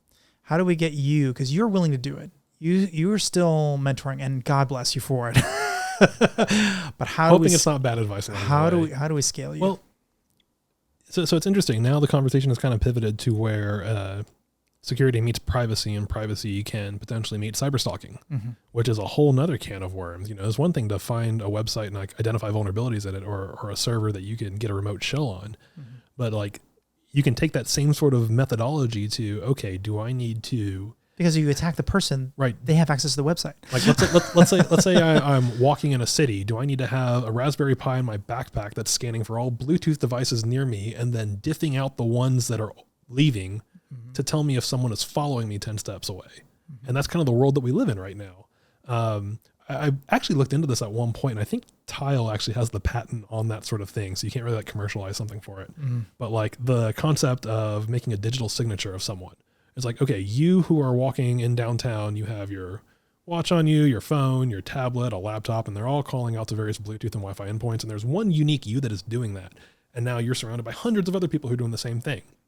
Well, those people are moving, cars are driving by, people are in buildings as you're walking by. But if you diff out all the noise, if someone is following you, one signature is going to be there. And let's say that stays the same or fairly constant. You can alert on it. And it is painful to think how that might be needed for someone, but it absolutely is. Absolutely. Like think about how many just both single women are like walking somewhere and want to know if they're being followed. Both bad guys and good guys alike or whatever, right? I mean, there's... And like we're just spitballing this, but you and I both know it's like easily accomplishable with a Wi-Fi pineapple or like a Raspberry Pi with OpenWTR and a few antennas and a good Saturday of coding. And like, okay, here's a tracker that anyone can have. Yeah. Yes. So how do we scale you? How do we get you in thousands, tens of thousands, or do we switch to automation? Like, what's the answer? There's no Kuskos GPT. Come on. No, come on. Do that. We have to figure out some way. Also, I don't know. I think it's about really just being a good person wherever you can, every step of the way, especially if you have eyes watching you. I mean, even when you're not, obviously, but you want to be a good example for people. And I think if you want to talk about scaling a person, you see who that person is going to influence and are they setting a good example or not. And how do we get you to influence more people then? Well, I think it's one conversation at a time, right? And like that thing really happens organically. A few people can get on a stage and like I'm not a politician or anything, but they get on the stage and they rally people and they say like, hey, here's my vision. And like, I'm either going to stoke your anger to get it, or I'm going to stoke something that you really believe in and say, I'm the only person with that solution. That's a little bit personality driven. That's not really me. I'm more of someone who will do the thing behind the scenes. And then hopefully someone, as we do the thing, if people like it, okay, we've walked the walk first and now we'll talk about it. But a little bit that's personality driven, right? And so what I would hope to do is that people who I'm having conversations with, that I stoke the same sort of curiosity with them, empower them in the same way that I've been empowered, and just, pay that forward. I actually had this conversation with someone last week or 2 weeks ago. Just made a little, the post on LinkedIn about like, hey, starting my own company. And like, I'm thrilled to be doing this. I'm very humbled and thank you everyone. And I had a guy reach out to me just because of the name of the company. He's like, hey, I think you'd be a good person to chat with just because like, I like your personality from what I've seen here. And so I had a chat with him about where he was in his career, and just a random person on LinkedIn who pinged me. And this happens occasionally, but it was a great half-hour chat about just like where this guy was, what problems he's facing. I shared my experiences in that spot, and he said, thanks, man. If there's anything I can do, let me know. I'm like, the payment is to pay it forward. A few years from now, when someone pings you out of the blue, you take that Friday call at 3:30, you chat with them, you share your experience, and that's the payment. Hopefully, if we all do that, it scales out. That's obviously a slow process, but if you do it everywhere you can, it should compound. That's the best answer I've got. And I'm not sure if there is a good one, but there's the off the head thought. I love the idea. I'm not sure it's going to work, my friend. Maybe not, but trying is a lot of it. So we'll see. I don't think you would be here if it hadn't been for similar phone calls and your brute force and interest in it and excitement in it.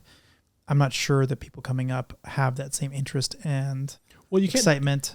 You can't discount them. I don't discount them. I don't discount them. I just think the problem is far larger than the amount of people we have in the pipeline multiplied times their excitement.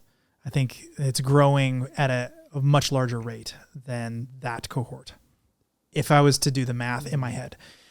Yeah, I think back to like the pyramid that I was just talking about. So much garbage on the internet. Come on, man. Well, that's not going to change. It's not going to go away. It's just going to compound. That's my point, right? We need some massively larger group of people or automation or some kind of automation.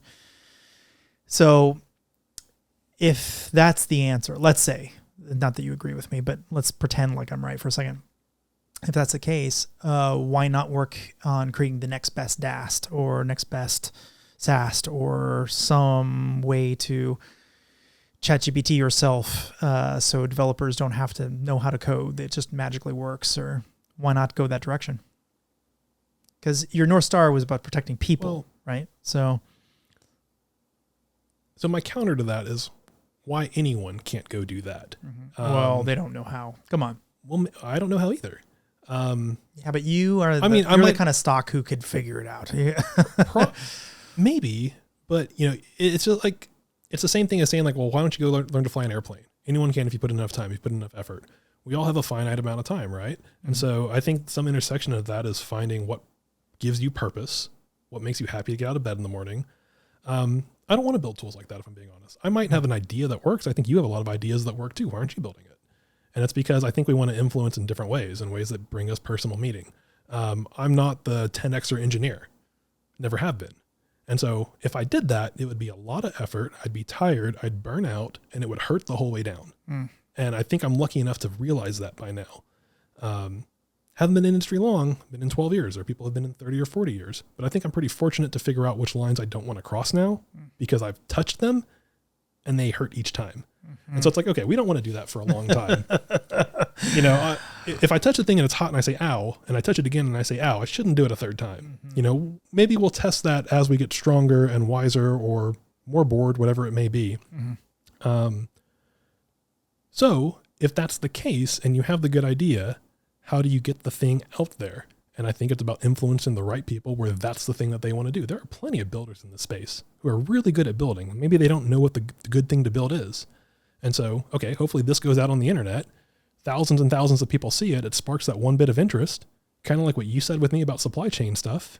I don't think you thought that I was going to go home and start thinking about how to build that. No, but I knew someone would. Okay. And I think It wasn't someone gonna be might you, do this but it could exact be same some- thing. And so the important thing is really talk about it and get it out there and seed that idea, which I'm sure has happened thousands and thousands of times over.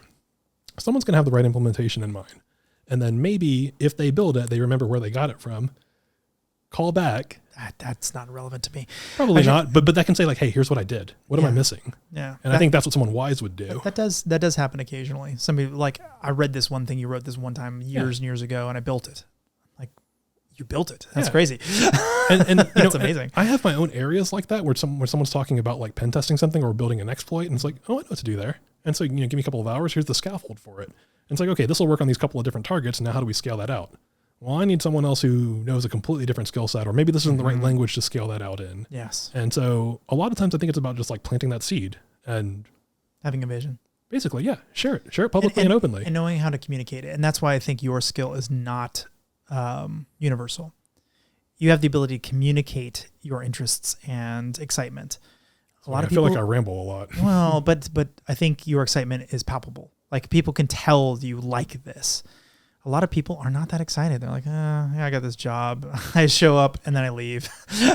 And that's fine for get some coffee. people. Maybe they have 3 kids at home who are screaming and like, I don't know. That's a very different life than the one that I live, where I'm a security professional.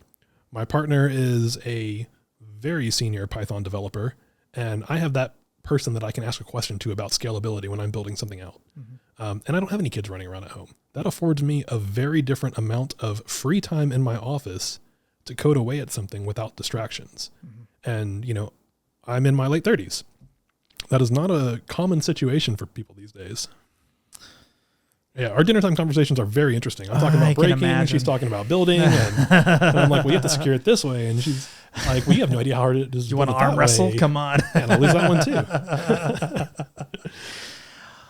All right. So we're coming up on our time here. So I gotta know, how do people find you? Where's your company coming online? I actually don't know much about how to find you, actually. So I haven't really advertised it publicly yet, but here we are. It's Chaotic Good Information Security. Unapologetically nerdy from the get-go. Really love the vision that we're providing here. You can find it on LinkedIn. My Twitter is Johnathan Kuskos. Not hiding anything. Please spell it. JOHNATHAN KUSKOS. And that Twitter account, although I'm not happy with where Twitter is going, that's still where I am at the moment. Happy to talk with pretty much anyone about anything. That is my personal / professional account. It's InfoSec mostly, but I don't hide being a human there as well. And I hope others don't either. Those accounts are like kind of dry to me when they're just like, I don't know. Yeah, you got to put machine automation and whatnot. You got to put your meal on there too. If you don't, no one knows what you ate. Done that once or twice. I might post it. I'm in Europe next week because we're traveling for a little bit. Great. And then come right back to DEF CON. Well, Kuskos, this has been great. Thank you so much. Thank you, I know buddy. we burned through 3 hours here, but I think it was Has it fun. really been that long? Yeah, it really has. But it was worth it. I think we covered quite a bit of ground here. So I actually eventually want to get you back. I want to hear after you've got this company up and running and really, really ramped up. I'll give you the lessons learned in a year. I would love to hear like what happened. I've got a lot of thoughts on running consulting firms, and so I'm really curious. Definitely stepping into untested waters here. Mostly just trusting myself that we can figure out along the way. And I would be very sad if I never tried and could never tell myself where it would have otherwise failed. Otherwise, it's just a big unknown. I've wanted to do this for a long time. And you know me, I'm very opinionated about what I think is right or wrong.